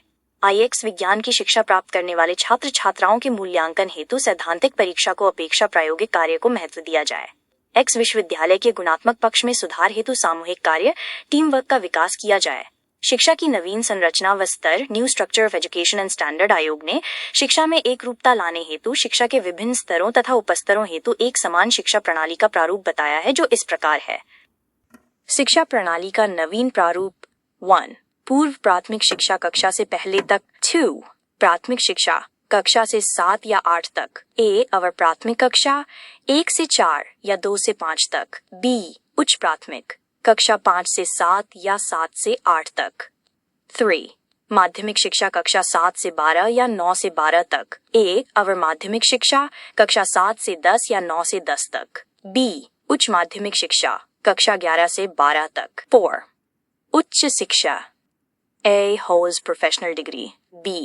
सामान्य degree. C. undergraduate. D. holds graduate. 5. सामान्य शिक्षा. A. प्रथम स्तर की शिक्षा, प्री स्कूल तथा प्री प्राइमरी स्कूल. B. द्वितीय स्तरीय शिक्षा हाई स्कूल तथा हायर सेकेंडरी स्कूल. C. तृतीय स्तरीय शिक्षा अंडर ग्रेजुएट तथा पोस्ट ग्रेजुएट.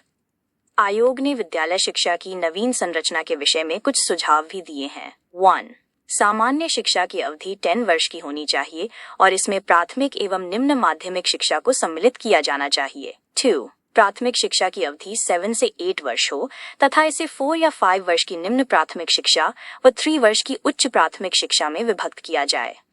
3. निम्न माध्यमिक स्तर पर छात्रों को 2 प्रकार की शिक्षा देनी चाहिए। ये 2 या 3 वर्ष की सामान्य शिक्षा और B 1 से 3 वर्ष की व्यावसायिक शिक्षा। 4. 9वीं कक्षा से पृथक विद्यालय स्थापित किए जाने की प्रचलित विधि का अंत कर देना चाहिए तथा 10वीं कक्षा तक छात्रों को किसी विषय में विशिष्टीकरण स्पेशलाइजेशन की अनुमति नहीं दी जानी चाहिए। 5. माध्यमिक विद्यालय भी 2 प्रकार के होने चाहिए। ये खोली हाई स्कूल और B higher secondary school. High स्कूलों में शिक्षा की अवधि 10 वर्ष की और हायर सेकेंडरी स्कूलों में 12 वर्ष होनी चाहिए। इसी प्रकार उच्च शिक्षा की नवीन संरचना हेतु निम्न सुझाव दिए हैं। 1. उच्चतर माध्यमिक शिक्षा के पश्चात प्रथम डिग्री कोर्स की अवधि कम से कम 3 वर्ष की होनी चाहिए। 2. द्वितीय डिग्री कोर्स की अवधि 2 या 3 वर्ष होनी चाहिए। 3. कुछ विद्यालयों में ग्रेजुएट स्कूलों की स्थापना की जाए जिनमें कुछ विशेष विषयों में 3 वर्ष के स्नातकोत्तर कोर्स की व्यवस्था की जाए। 4. उत्तर प्रदेश के 3 वर्षीय डिग्री कोर्स को कुछ विशिष्ट विषयों और विशिष्ट विश्वविद्यालयों में शुरू किया जाना चाहिए। आयोग ने शिक्षा के इन सभी स्तरों के उन्नयन हेतु भी अपने सुझाव दिए हैं। 1. 10 वर्ष की विद्यालयी शिक्षा में गुणात्मक उन्नति करके इस स्तर पर होने वाले अपव्यय में कमी की जानी चाहिए। 2. इस अवधि में कक्षा 10 के स्तर का इतना उन्नयन कर दिया जाना चाहिए कि वो वर्तमान हायर सेकेंडरी के स्तर पर पहुंच जाए। 3. विश्वविद्यालयों की उपाधियों के स्तरों का उन्नयन करने के लिए इन उपाधियों के पाठ्यक्रमों में अधिक उन्नत विषय वस्तु का समावेश करना चाहिए। 4. शिक्षा स्तरों का उन्नयन करने के लिए शिक्षा के विभिन्न अंगों में समन्वय स्थापित किया जाना चाहिए। 5. विद्यालय संकुलों स्कूल कॉम्प्लेक्सेस का यथाशीघ्र निर्माण किया जाना चाहिए। एक संकुल में एक माध्यमिक स्कूल और उसके निकटवर्ती सब प्राथमिक स्कूल होने चाहिए। प्रत्येक संकुल के सब स्कूलों द्वारा सामूहिक रूप से स्तरों के उन्नयन के लिए प्रयत्न किए जाने चाहिए। शिक्षक स्तर व सेवा शर्तों संबंधी सुझाव। Suggestions regarding teacher status and service conditions. आयोग के सभी सदस्य तत्कालीन अध्यापक को करुणाजनक स्थिति से परिचित थे। अतः उनकी ये दृढ़ धारणा थी कि जब तक शिक्षक की स्थिति में समुन्नति नहीं की जाएगी तब तक सुयोग्य व्यक्ति शिक्षण व्यवसाय की ओर आकर्षित नहीं होंगे। इसी बात को ध्यान में रखते हुए आयोग का विचार था कि शिक्षकों की आर्थिक, सामाजिक एवं व्यावसायिक स्थिति का समुन्नत बनाने और प्रतिभाशाली तरुण व्यक्तियों को शिक्षण व्यवसाय के प्रति पुनः आकर्षित करने के लिए सघन एवं सतत प्रयासों की आवश्यकता है। Intensive and continuous efforts are necessary to raise the economic, social and professional status of teachers and to feed back talented young persons into the profession. Education Commission Report, P 617। आयोग ने शिक्षकों के स्तर उन्नयन हेतु सर्वप्रथम उन्हें उच्च सामाजिक, आर्थिक व व्यावसायिक स्तर प्रदान करने हेतु उनके वेतन क्रमों में सुधार की संस्तुति की। इन संस्तुतियों के साथ साथ आयोग ने शिक्षकों के स्तर के उन्नयन हेतु निम्न सुझाव भी दिए। 1.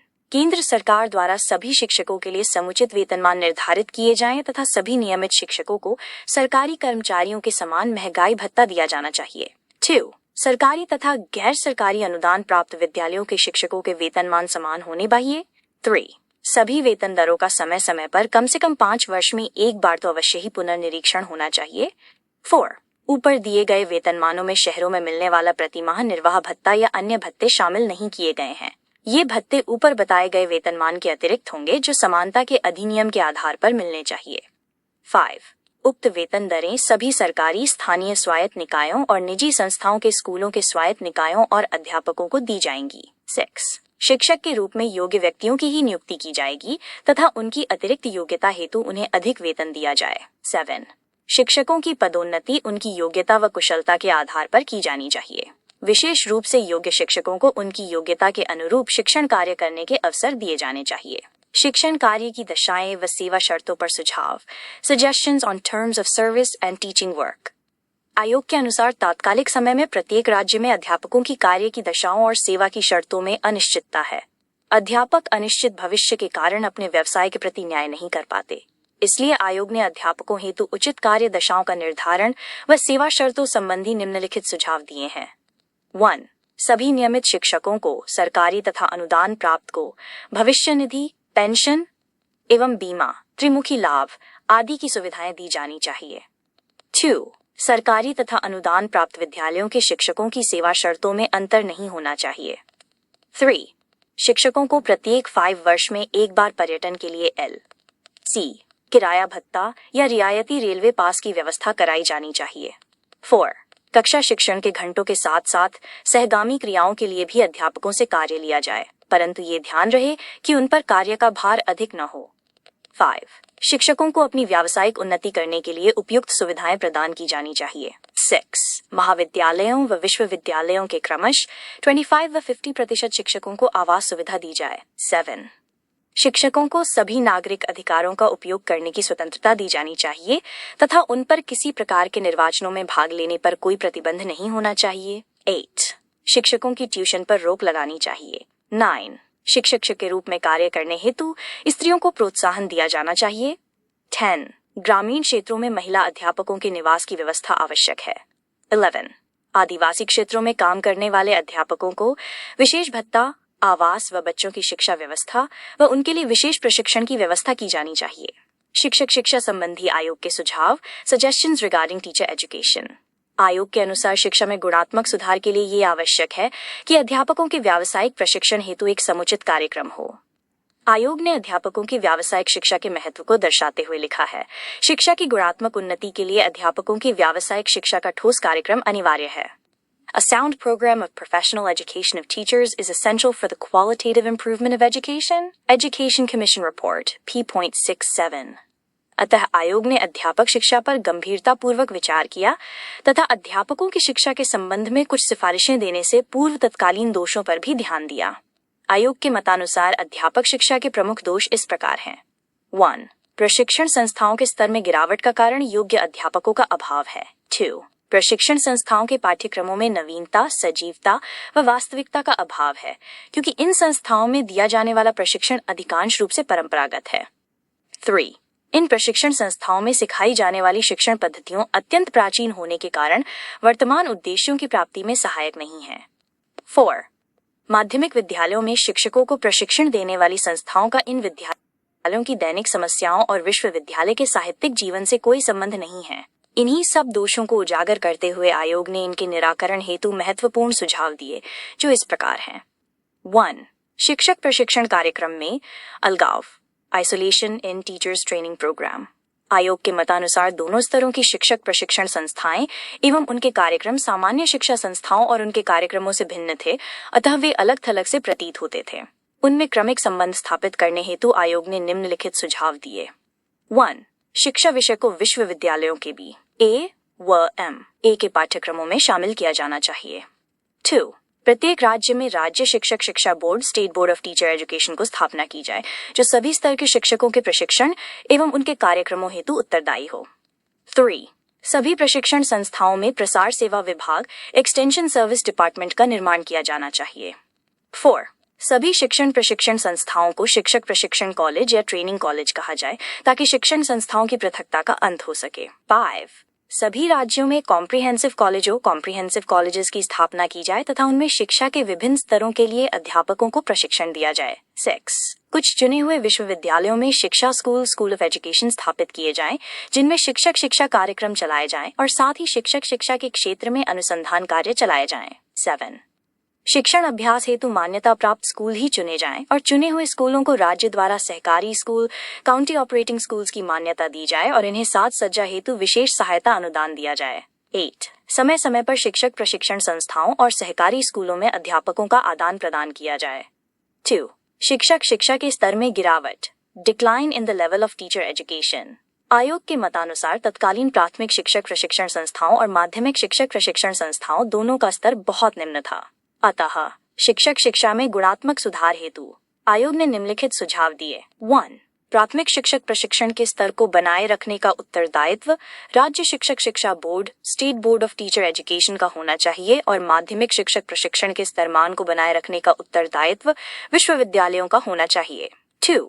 ट्रेनिंग कॉलेजों के अध्यापकों के पास शिक्षा की उपाधि डिग्री इन एजुकेशन के अतिरिक्त 2 स्नातकोत्तर उपाधियां पोस्ट ग्रेजुएट डिग्रीज होनी चाहिए। 3. इन कॉलेजों के अध्यापकों में डॉक्टरेट की उपाधियों वाले शिक्षकों की संख्या उचित अनुपात में होनी चाहिए। 4. प्राथमिक शिक्षकों के प्रशिक्षण की अवधि 2 वर्ष होनी चाहिए और माध्यमिक शिक्षकों के प्रशिक्षण की अवधि फिलहाल तो वर्ष की रहे, परंतु आगे चलकर इसे 2 वर्ष की कर देना चाहिए। 1 वर्ष में कार्य दिवसों की संख्या कम से कम 230 दिन होनी चाहिए। 5. माध्यमिक शिक्षक प्रशिक्षण संस्थाओं में प्रशिक्षणार्थियों को उन्हीं स्कूली विषयों में शिक्षण अभ्यास कराया जाए जिनका अध्ययन उन्होंने स्नातक स्तर पर अवश्य किया हो। 6. शिक्षण अभ्यास एवं अन्य प्रायोगिक कार्यों के आंतरिक मूल्यांकन को वस्तुनिष्ठ बनाया जाए। 7. शिक्षक प्रशिक्षण संस्थाओं में स्नातक परीक्षा उत्तीर्ण योग्य छात्र छात्राओं को प्रवेश दिया जाए और योग्य व्यक्तियों को इस ओर आकर्षित करने के लिए शिक्षक प्रशिक्षण निःशुल्क किया जाए और प्रशिक्षणार्थियों को छात्रवृत्तियां भी दी जाएं। यदि संभव हो तो छात्राध्यापकों से किसी प्रकार का शुल्क नहीं लिया जाना चाहिए। 8. वर्तमान प्रशिक्षण संस्थाओं के पुस्तकालयों, प्रयोगशालाओं आदि में सुधार किया जाना चाहिए तथा अप्रशिक्षित शिक्षकों को प्रशिक्षण देने के लिए ग्रीष्मकालीन संस्थाओं समर इंस्टीट्यूट्स की योजना आरंभ की जानी चाहिए। 3. प्रशिक्षण सुविधाओं का असंतुलित विस्तार, unbalanced expansion of training facilities. आयोग ने प्रशिक्षण सुविधाओं का विस्तार करने के उद्देश्य से निम्नांकित विचार यह किए हैं। 1. प्रशिक्षण संस्थाओं के आकार में एक निश्चित योजना के अनुसार पर्याप्त विस्तार किया जाना चाहिए। 2. प्रत्येक राज्य अपने क्षेत्र में शिक्षकों को वर्तमान और भविष्य की मांग के आधार पर प्राथमिक शिक्षक प्रशिक्षण और माध्यमिक शिक्षक प्रशिक्षण कॉलेजों की स्थापना करें। 3. कार्यरत अप्रशिक्षित शिक्षकों के लिए अध्यापन कार्य करते हुए अंशकालीन पाठ्यक्रम व पत्राचार पाठ्यक्रम की सुविधाएं दी जाएं। 4. अंतरसेवा प्रशिक्षण का अभाव, lack of in service training. आयोग ने देखा कि उप समय देश में कार्यरत प्रशिक्षित शिक्षकों को नए नए शैक्षिक प्रयोगों एवं तकनीकों से अवगत कराने हेतु अंतरसेवा प्रशिक्षण इन सर्विस ट्रेनिंग की व्यवस्था नहीं थी। इस संबंध में आयोग ने निम्न सुझाव दिए। 1. किसी भी स्तर के शिक्षकों के लिए हर 5 वर्ष बाद अंतरसेवा प्रशिक्षण की व्यवस्था को जानी चाहिए। 2. अंतरसेवा प्रशिक्षण शिक्षक प्रशिक्षण संस्थाओं के साथ साथ विश्वविद्यालयों में भी दिया जाना चाहिए। 3. जहां तक संभव हो ग्रीष्मकालीन संस्थाओं में भी शिक्षकों के अंतरसेवा प्रशिक्षण को व्यवस्था की जाए। शैक्षिक अवसरों की समानता संबंधी सुझाव। Suggestions regarding equalization of educational opportunities. आयोग के अनुसार तत्कालीन शिक्षा व्यवस्था में 2 प्रकार की असमानताएं, व्याप्य थर्थी एक शिक्षा के विभिन्न स्तरों पर बालक बालिकाओं की शिक्षा में असमानता और दूसरी उच्च वर्ग, पिछड़े वर्ग, अनुसूचित जाति वर्ग और पिछड़े क्षेत्रों में रहने वालों की शिक्षा में असमानता, जबकि लोकतंत्रीय समाज में सबको शिक्षा प्राप्त करने के समान अवसर उपलब्ध होने चाहिए। आयोग के शब्दों में शिक्षा का एक महत्वपूर्ण सामाजिक उद्देश्य शिक्षा प्राप्त करने के अवसरों में समानता स्थापित करना है, ताकि पिछड़े हुए या कम अधिकारों वाले वर्ग एवं व्यक्ति अपनी दशा में सुधार करने के लिए शिक्षा को साधन के रूप में प्रयोग कर सकें। अतः आयोग ने इन असमानताओं को दूर करने हेतु व सभी को शैक्षिक अवसरों की समानता सुलभ कराने हेतु निम्न सुझाव दिए। 1. कक्षा 1 से 8 तक की शिक्षा सभी के लिए निःशुल्क हो। चौथी पंचवर्षीय योजना के अंत से प्राथमिक शिक्षा, 5वीं पंचवर्षीय योजना के अंत तक या उससे पूर्व निम्न माध्यमिक शिक्षा तथा इस योजना के अंत से 10 वर्ष की अवधि में उच्चतर माध्यमिक एवं विश्वविद्यालय की शिक्षा को योग्य व निर्धन छात्रों के लिए निःशुल्क कर दिया जाए। 2. प्राथमिक स्तर पर बच्चों को पाठ्य पुस्तकें व लेखन सामग्री भी निःशुल्क दी जाए। 3. माध्यमिक एवं उच्च शिक्षा संस्थाओं के पुस्तकालयों में पाठ्य पुस्तकें प्रचुर मात्रा में उपलब्ध कराई जाएं तथा योग्य व निर्धन छात्रों को पुस्तकें खरीदने हेतु आर्थिक मदद दी जाए। इसके साथ ही माध्यमिक व उच्च शिक्षा स्तर पर बुक बैंक योजना चालू की जाए। 4. निम्न प्राथमिक स्तर के बाद शिक्षा के सभी स्तरों पर छात्रवृत्तियां दी जाएं। उच्चतर प्राथमिक स्तर पर सन 1975-76 तक 2.5% प्रतिभाशाली बालकों को और सन 1985-86 तक 5% योग्य छात्रों को छात्रवृत्तियां दी जाएं। 5. माध्यमिक स्तर पर 15% प्रतिभाशाली छात्रों को छात्रवृत्तियां दी जानी चाहिए। 6. पूर्व स्नातक स्तर पर सन 1975-76 तक 15% योग्य छात्रों को और सन 1985-86 तक 25% योग्य छात्रों को छात्रवृत्तियां दी जानी चाहिए। 7.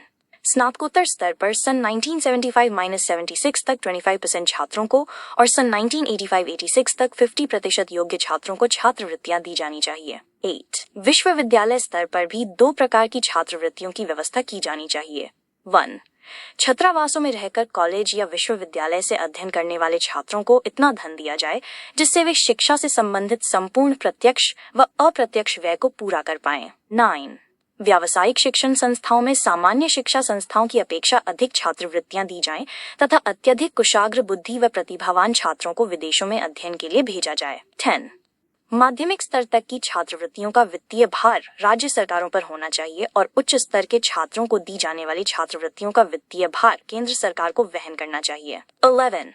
लड़कियों को लड़कों के समान किसी भी प्रकार की शिक्षा प्राप्त करने के समान अवसर उपलब्ध कराए जाएं व इस दिशा में आवश्यकतानुसार स्कूलों की व्यवस्था भी की जाए। 12. पिछड़े वर्ग के बच्चों के लिए वर्तमान सुविधाओं को जारी रखने के साथ ही कबीलों के बच्चों की शिक्षा के लिए चलित विद्यालयों रनिंग स्कूल्स की व्यवस्था करके कबीले के व्यक्तियों को ही शिक्षित व प्रशिक्षित करके शिक्षक नियुक्त किया जाए। स्त्री शिक्षा, प्रौढ़ शिक्षा व समाज शिक्षा संबंधी सुझाव। Suggestions regarding women education, adult education and social education.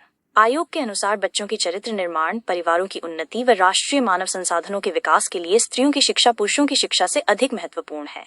अतः स्त्री शिक्षा के प्रसार व उन्नयन के लिए विशेष प्रयास किए जाने चाहिए। सर्वप्रथम स्त्री शिक्षा संबंधी आयोग के सुझाव निम्न हैं। 1. बालिकाओं की प्राथमिक शिक्षा का अधिक से अधिक विस्तार करने के साथ ही माध्यमिक स्तर पर भी बालिकाओं की शिक्षा के विस्तार की गति इतनी तीव्र कर दी जाए कि 20 वर्ष के अंत में निम्न माध्यमिक स्तर पर बालिकाओं तथा बालकों की संख्या का अनुपात 1:3 और उच्चतर माध्यमिक स्तर पर 12 हो जाए। 2. बालिकाओं के लिए पृथक विद्यालयों व छात्रावासों और छात्रवृत्तियों की व्यवस्था की जाए तथा जहां महिलाओं की उच्च शिक्षा की अधिक मांग हो वहां अलग से महिला महाविद्यालय स्थापित किए जाएं। 3. बालिकाओं को शिक्षा हेतु शिक्षा गृह विज्ञान व सामाजिक कार्य सोशल वर्क के पाठ्य विषयों का विस्तार करके उनको समुन्नत बनाया जाए। 4. माध्यमिक स्तर पर बालिकाओं को भी विज्ञान या गणित का अध्ययन करने के लिए विशेष प्रोत्साहन दिया जाए तथा संगीत व कलाओं की शिक्षा देने हेतु भी उचित व्यवस्था की जाए। 5. स्त्रियों के लिए पत्राचार पाठ्यक्रमों की व्यवस्था व प्रौढ़ शिक्षा कार्यक्रम में स्त्रियों को शिक्षा पर विशेष ध्यान रखा जाए। प्रौढ़ एवं समाज शिक्षा संबंधी सुझाव, suggestions regarding adult and society education. आयोग ने प्रौढ़ शिक्षा को अत्यंत व्यापक रूप में लेते हुए इसके लिए एक व्यापक योजना प्रस्तुत की तथा प्रौढ़ शिक्षा संबंधी सुझावों को 4 वर्गों में बांटा है। 1. प्रौढ़ शिक्षा का स्वरूप। 2. प्रौढ़ शिक्षा का प्रशासन व संगठन। 3. प्रौढ़ शिक्षा की व्यवस्था। 4. प्रौढ़ शिक्षा की निरंतरता। प्रौढ़ शिक्षा के प्रशासन व संगठन के बारे में आयोग का विचार था कि प्रांतों में प्रौढ़ शिक्षा के लिए अलग से विभाग होना चाहिए। केंद्र में प्रौढ़ शिक्षा संबंधी नीति और योजनाओं का निर्माण करने, केंद्र व प्रांतीय सरकारों को प्रौढ़ शिक्षा संबंधी परामर्श देने, उपयुक्त साहित्य व सामग्री का निर्माण करने व शिक्षा की प्रगति का लेखा जोखा रखने व शोध कार्य करने हेतु राष्ट्रीय प्रौढ़ शिक्षा बोर्ड, national board of adult education की स्थापना की जाए तथा केंद्र की ही भांति प्रत्येक प्रांत में राज्य प्रौढ़ शिक्षा board, state board of adult education की स्थापना की जाए। जिले व ग्राम स्तरों पर प्रौढ़ शिक्षा समितियों का गठन किया जाए व इस क्षेत्र में कार्यरत स्वयंसेवी। आयोग ने निम्न सुझाव दिए। 1. संस्थाओं को भी प्रोत्साहन दिया जाए व उन्हें आर्थिक सहायता दी जाए। प्रौढ़ शिक्षा की व्यवस्था हेतु 15 से 30 आयु वर्ग के निरक्षर प्रौढ़ों की शिक्षा के लिए प्राथमिक विद्यालयों को सामुदायिक केंद्र कम्युनिटी सेंटर बनाया जाए तथा यहाँ विद्यालय समय के पहले अथवा बाद में प्रौढ़ शिक्षा कार्यक्रम चलाया जाए। 2. प्रौढ़ शिक्षा के प्रसार व उन्नयन के लिए विश्वविद्यालयों का सहयोग लिया जाए तथा प्रौढ़ शिक्षा विभाग खोले जाएं, जो शिक्षा हेतु साहित्य, शिक्षक व अन्य सामग्री तैयार करे तथा प्रौढ़ शिक्षा कार्यक्रम चलाएं व शोध कार्य करें। 3. ग्रामीण निरक्षर महिलाओं को साक्षर बनाने हेतु ग्राम सेविकाओं का सहयोग लिया जाए तथा सामान्य महिलाओं को साक्षर बनाने हेतु केंद्रीय समाज कल्याण बोर्ड द्वारा संक्षिप्त पाठ्यक्रम की व्यवस्था की जाए। 4. आयोग ने यह भी स्पष्ट किया कि प्रौढ़ शिक्षा प्राप्त अधिकतर प्रौढ़ कुछ वर्ष बाद सब कुछ भूल जाते हैं, अतः प्रौढ़ शिक्षा की निरंतरता बनाए रखने हेतु अनुसरण कार्यक्रम, फॉलो अप प्रोग्राम चलाए जाएं। पुस्तकालयों व वाचनालयों की व्यवस्था के अलावा सचल पुस्तकालयों की व्यवस्था की जाए तथा इन पुस्तकालयों व वाचनालयों में क्षेत्र विशेष के व्यक्तियों की कवि और आवश्यकता अनुसार साहित्य उपलब्ध कराया जाए। जो प्रौढ़ अल्पकालीन शिक्षा का लाभ न उठा सकें, उनके लिए अल्पकालीन पाठ्यक्रम के अतिरिक्त पत्राचार पदकालीन शिक्षा का लाभ उठा सके जाएं। इन सभी कार्यों के लिए जनसंचार के साधनों का प्रयोग किया जाए।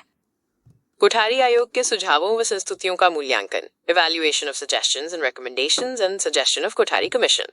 शिक्षा आयोग का भारतीय शिक्षा के इतिहास में अभूतपूर्व स्थान है, क्योंकि आयोग ने देश की वर्तमान शिक्षा प्रणाली को आधुनिक परिप्रेक्ष्य में परिवर्तित व परिवर्धित करने को सिफारिश करके शिक्षा को अत्यंत व्यावहारिक व उपयोगी बनाने का प्रयास किया है। कुछ विद्वानों ने आयोग के कुछ सुझावों एवं संस्तुतियों के संबंध में आयोग की आलोचना की है।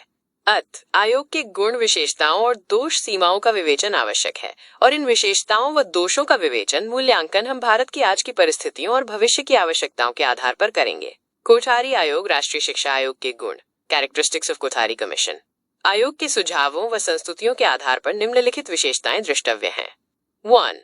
कोठारी आयोग ने केंद्र में सशक्त प्रशासनिक ढांचे और प्रांतों में समान प्रशासनिक ढांचे का सुझाव देते हुए शिक्षा की एक समान संरचना प्रस्तुत की, जो लोकतंत्रीय भारत के लिए उत्तम सुझाव था और इससे देश की भावी शिक्षा में समरूपता आएगी। 2. आयोग ने क्रमिक व समयबद्ध शैक्षिक नियोजन के आधार पर, वर्तमान और भविष्य की मांगों के आधार पर, राष्ट्रीय लक्ष्यों व उपलब्ध संसाधनों के आधार पर 20 वर्षों के अंदर 6 से 14 वर्ष तक के बच्चों के लिए अनिवार्य व निःशुल्क शिक्षा योजना, माध्यमिक स्तर पर प्रवेश लेने वाले 70% सामान्य बच्चों के लिए मध्यम स्तर की शिक्षा पूर्ण करने और इनमें से भी योग्य व सक्षम बच्चों हेतु उच्च शिक्षा की व्यवस्था करने का सुझाव दिया। 3. आयोग ने समय की मांग को देखते हुए शिक्षा के अभिनव उद्देश्यों का निर्धारण किया तथा शिक्षा को उत्पादन व रोजगार परक बनाने हेतु शिक्षा के व्यवसायीकरण पर जोर दिया। 4. उच्च शिक्षा के विस्तार पर रोक व उन्नयन पर बल दिया। 5. आयोग ने क्षेत्र की आवश्यकता अनुसार व्यावसायिक व तकनीकी शिक्षा की व्यवस्था करने, पाठ्यक्रम को अद्यतन बनाने व सैद्धांतिक ज्ञान की अपेक्षा प्रायोगिक प्रशिक्षण पर जोर दिया। 6. आयोग ने शिक्षकों की स्थिति में सुधार करने हेतु उनके वेतनमान, पदोन्नति, कार्य एवं सेवा दशाओं आदि के विषय में महत्वपूर्ण संस्तुतियां प्रस्तुत करके शिक्षकों की सामाजिक व आर्थिक स्थिति में सुधार करने का प्रयास किया। 7. आयोग ने शिक्षक शिक्षा के संबंध में उपयोगी सुझाव व संस्तुतियां प्रस्तुत करके शिक्षक शिक्षा में सुधार लाने का प्रयास किया। 8. देश के आधुनिकीकरण हेतु विज्ञान शिक्षा की आवश्यकता व उच्च शिक्षा व वैज्ञानिक अनुसंधान पर अधिक व्यय करने का सुझाव दिया। इन्हीं सुझावों के अनुपालन से हमारा देश औद्योगिक क्षेत्र में उन्नति करने के साथ ही अंतरिक्ष विज्ञान में भी आगे बढ़ रहा है। 9. आयोग ने विद्यालयों, महाविद्यालयों और विश्वविद्यालयों में नामांकन हेतु राष्ट्रीय नामांकन नीति बनाने का सुझाव दिया था। इसके लिए आयोग ने विभिन्न प्रकार की छात्रवृत्तियों को दिए जाने की सिफारिश की। 10. आयोग ने विकलांग बच्चों की शिक्षा, पिछड़े वर्गों की शिक्षा और जनजातीय लोगों की शिक्षा के लिए विशेष सुझाव दिए ताकि वे भी सम्मान के साथ आगे बढ़ सकें। 11. आयोग ने स्कूल स्तर पर भाषाओं के अध्ययन हेतु संशोधित त्रिभाषा सूत्र प्रस्तुत किया था, जिससे भाषा समस्या का समुचित निदान किया जा सका। 12. आयोग ने उच्च शिक्षा में भी क्षेत्रीय भाषाओं को शिक्षण का माध्यम बनाने का सुझाव देकर अंग्रेजी भाषा के वर्चस्व को कम करने का प्रयास किया। 13. आयोग ने विद्यालयों, महाविद्यालयों और विश्वविद्यालयों में निर्देशन व परामर्श सेवाओं को व्यवस्था करने का सुझाव देकर छात्र छात्राओं की विभिन्न समस्याओं के समाधान हेतु मार्ग प्रशस्त किया। 14. आयोग ने मूल्यांकन की विधियों में सुधार करने का सुझाव देकर परीक्षा प्रणाली को दोषमुक्त बनाने का प्रयास किया। 15. आयोग ने विश्वविद्यालय अनुदान आयोग को सशक्त बनाने का सुझाव दिया व इसे उच्च शिक्षा के लिए समस्त प्रतिनिधित्व करने की संस्तुति की। 16. आयोग ने स्पष्ट किया कि भारत की 70% जनता कृषि पर निर्भर होने के कारण कृषि को कार्यानुभव में विशेष स्थान दिए जाने की अनुशंसा करते हुए पॉलिटेक्निक कॉलेजों में कृषि की शिक्षा को व्यवस्था व महाविद्यालयों व विश्वविद्यालयों के कृषि को उच्च शिक्षा व शोध कार्य की व्यवस्था का सुझाव दिया, जो इस देश के लिए वरदान साबित हुआ। 17. उच्च शिक्षा में भीड़ को रोकने के लिए चयनात्मक प्रवेश प्रणाली अपनाने की संस्तुति की। 18. आयोग ने इंजीनियरिंग शिक्षा को सुदृढ़ बनाने हेतु विशेष सुझाव दिया तथा विज्ञान के क्षेत्र में मौलिक अनुसंधान कार्य को प्रोत्साहित करने के लिए उपयोगी सुझाव दिए। 19. आयोग ने प्रौढ़ शिक्षा का व्यापक स्वरूप व उचित योजना प्रस्तुत करते हुए निरक्षर प्रौढ़ों को साक्षर बनाना, साक्षर प्रौढ़ों को साक्षर बनाए रखना व अपनी शैक्षिक योग्यता बढ़ाने के अवसर देना आदि सुझाव दिए। साथ ही इस प्रौढ़ शिक्षा कार्यक्रम को सफल बनाने हेतु शिक्षित युवक युवतियों, शिक्षक शिक्षार्थियों, ग्राम सेविकाओं, समाज कल्याण विभाग और समाज सेवी संगठनों का सहयोग लेना, विद्यालयों को सामुदायिक केंद्र बनाना, पत्राचार पाठ्यक्रम की व्यवस्था करना, स्थायी व सचल पुस्तकालयों की व्यवस्था करना जैसे ठोस सुझाव भी दिए। 20. आयोग ने शैक्षिक अवसरों की समानता पर बल देते हुए स्त्री पुरुष हेतु समान पाठ्यक्रम, पिछड़े, अनुसूचित आदिवासी और पहाड़ी बच्चों के लिए विशेष आर्थिक सहायता व प्राथमिक शिक्षा को निःशुल्क बनाने, माध्यमिक, उच्च व व्यावसायिक शिक्षा में छात्रवृत्तियों की व्यवस्था करने पर बल दिया। इन सभी संस्तुतियों का भारत की शिक्षा व्यवस्था पर व्यापक प्रभाव पड़ा, परंतु भारत अपनी कुछ असामाजिक, आर्थिक तथा योजनागत कमजोरियों के कारण इन सुझावों का पूरा लाभ नहीं उठा सका। सीमाएं, लिमिटेशंस। 1. आयोग ने प्राथमिक व माध्यमिक स्तर पर शिक्षा के संगठनात्मक स्वरूप को निर्धारित करते हुए कक्षा व 12 के संबंध में अस्पष्ट सुझाव दिए। ये स्पष्ट नहीं हो सका कि पहले से प्रवलित कक्षा -12 को माध्यमिक शिक्षा में लिया जाना है अथवा उसे विश्वविद्यालय शिक्षा का अंग मानना है। 2. आयोग द्वारा प्रस्तुत शिक्षा संरचना उलझी हुई व अस्पष्ट है। यही कारण है कि अगली राष्ट्रीय शिक्षा नीति सन 1986 में 10+2+3 की समान शिक्षा संरचना घोषित की गई। 3. आयोग द्वारा प्रस्तावित प्राथमिक व माध्यमिक शिक्षा के सुझाव भ्रामक प्रतीत होते हैं, क्योंकि कहीं माध्यमिक शिक्षा के व्यावसायीकरण की बात कही गई है तो कहीं विशिष्टीकरण की बात उच्चतर माध्यमिक स्तर पर की गई है, कहीं माध्यमिक स्तर पर त्रिभाषा सूत्र अपनाने की बात कही गई है तो कहीं इस स्तर पर अंग्रेजी, रूसी व फ्रेंच भाषाओं को शिक्षा की व्यवस्था की बात कही गई है, जिसके कारण इनके सुझावों में पंचमेल खिचड़ी की भावना निहित प्रतीत होती है। 4. आयोग द्वारा प्रस्तावित शिक्षकों के वेतनमान और कार्य एवं सेवा दशाओं की संस्तुतियां शिक्षकों के लिए अधिक उपयोगी सिद्ध नहीं हुई। 5. आयोग ने सामान्य शिक्षा व उच्च शिक्षा में एक ओर तो राष्ट्रीय नामांकन नीति निर्धारित को, वहीं दूसरी ओर चयनात्मक प्रवेश प्रणाली की सिफारिश करके सभी छात्रों हेतु उच्च शिक्षा के दरवाजे बंद करने का भी प्रावधान कर दिया। 6. आयोग की अधिकांश सिफारिशें आदर्शवादी व अव्यावहारिक होने के कारण भी इनका क्रियान्वयन संभव न हो सका। उदाहरणार्थ, आयोग द्वारा देश में वरिष्ठ विश्वविद्यालय की स्थापना एवं विश्वविद्यालय शिक्षा के उन्नयन संबंधी प्रदत्त सुझाव धन के अभाव में क्रियान्वित न हो सके। इसी कारण स्त्री शिक्षा से संबंधित सुझाव भी स्त्री शिक्षा का विशेष विकास नहीं कर सके। 7. आयोग ने भाषा समस्या के समाधान हेतु जो त्रिभाषा सूत्र प्रस्तुत किया, उससे भी भाषा समस्या का सर्वमान्य हल नहीं निकल सका। इसके साथ ही संस्कृत भाषा की उपेक्षा भी हुई। 8. आयोग द्वारा निर्धारित शैक्षिक लक्ष्य एक तरफा प्रतीत होते हैं, क्योंकि इनके द्वारा प्रयोगवादी उत्पादन प्रधानता पर तो ध्यान दिया गया, परंतु शिक्षा के शाश्वत मानवीय उद्देश्यों की अनदेखी कर दी, जिससे व्यक्ति केवल धन कमाने के उद्देश्य से शिक्षा प्राप्ति की ओर प्रेरित होता दिखता है। 9. आयोग द्वारा विज्ञान व प्रौद्योगिकी शिक्षा पर विशेष बल दिए जाने से बालकों का नैतिक व आध्यात्मिक विकास अवरुद्ध सा हो गया था। अतः कोठारी आयोग की सिफारिशों का सामान्य अवलोकन करने पर मिश्रित प्रभाव सामने आता है। इसके कुछ सुझाव तो बहुत उपयोगी व श्रेष्ठ प्रतीत होते हैं, तो कुछ में गंभीर दोष दिखते हैं। इन गुणों व दोषों की उपर्युक्त विवेचना से स्पष्ट है कि आयोग द्वारा प्रस्तुत किए गए प्रौढ़ शिक्षा, शिक्षक शिक्षा, शिक्षकों के वेतनमान तथा शिक्षक उत्पादनोन्मुखता की प्रशंसा की जा सकती है, परंतु इसकी भाषा नीति, वरिष्ठ विश्वविद्यालयों की स्थापना तथा अस्पष्ट धारणाएं आदि भारत को शिक्षा को अपेक्षित गुणवत्ता प्रदान करती नहीं प्रतीत होती। निष्कर्षतः कहा जा सकता है, इसने भारतीय शिक्षा प्रणाली को विशेष प्रभावित नहीं किया। राष्ट्रीय शिक्षा आयोग कोठारी आयोग के सुझावों का शिक्षा व्यवस्था पर प्रभाव। Effects of suggestions of national education commission, Kothari commission on education system. राष्ट्रीय शिक्षा आयोग सन 1964-66 की सिफारिशों के आधार पर राष्ट्रीय शिक्षा नीति का निर्माण किया गया और उसे 24 जुलाई 1968 को घोषित कर दिया गया, जिससे इन सिफारिशों पर अमल किया जाने लगा। पूरे देश में 10+2+3 शिक्षा संरचना लागू करने के प्रयत्न शुरू हो गए और एनसीईआरटी ने प्रथम 10 वर्षीय शिक्षा के लिए आधारभूत पाठ्यचर्या तैयार की, जिसमें त्रिभाषा सूत्र के आधार पर 3 भाषाओं का अध्ययन, देश के आधुनिकीकरण हेतु विज्ञान, गणित का अध्ययन और माध्यमिक स्तर पर व्यावसायिक शिक्षा की शुरुआत करने के लिए कार्यानुभव को अनिवार्य किया गया और कुछ प्रांतों में इस आधार पर प्रथम 10 वर्षीय शिक्षा की पाठ्यचर्या का निर्माण कर उसे चालू किया गया। कुछ प्रांतों में +2 पर अनेक प्रकार के व्यावसायिक पाठ्यक्रम भी शुरू किए गए, परंतु उनमें सफलता न मिल सकी। उच्च शिक्षा में भी डिग्री कोर्स त्रिवर्षीय कर दिया गया। उच्च शिक्षा और व्यावसायिक तकनीकी एवं प्रबंध शिक्षा के विस्तार के साथ साथ उसके उन्नयन हेतु ठोस कदम उठाए गए। साथ ही शिक्षक शिक्षा में सुधार होने शुरू हुए और प्रौढ़ शिक्षा के कार्यक्रम को व्यापक बनाया गया। इस आयोग ने शैक्षिक अवसरों की समानता हेतु जो सुझाव दिए उनका अनुपालन भी शुरू हुआ और सबसे महत्वपूर्ण बात यह थी कि राष्ट्रीय शिक्षा नीति सन 1986 का निर्माण भी इसी आधार पर हुआ। अतः आयोग के कुछ सुझाव व सदस्य साधुवाद के अधिकारी है। राष्ट्रीय शिक्षा आयोग कोठारी कमीशन की नियुक्ति व सुझाव। Establishment of Kothari commission and suggestions. स्वतंत्रता प्राप्ति के उपरांत भारत सरकार ने अपने देश की आवश्यकताओं और आकांक्षाओं के अनुसार उच्च शिक्षा के पुनर्गठन के लिए सर्वप्रथम 1948 में विश्वविद्यालय शिक्षा आयोग का गठन किया। तत्पश्चात सन 1952 में माध्यमिक शिक्षा के पुनर्गठन हेतु माध्यमिक शिक्षा आयोग गठित किया।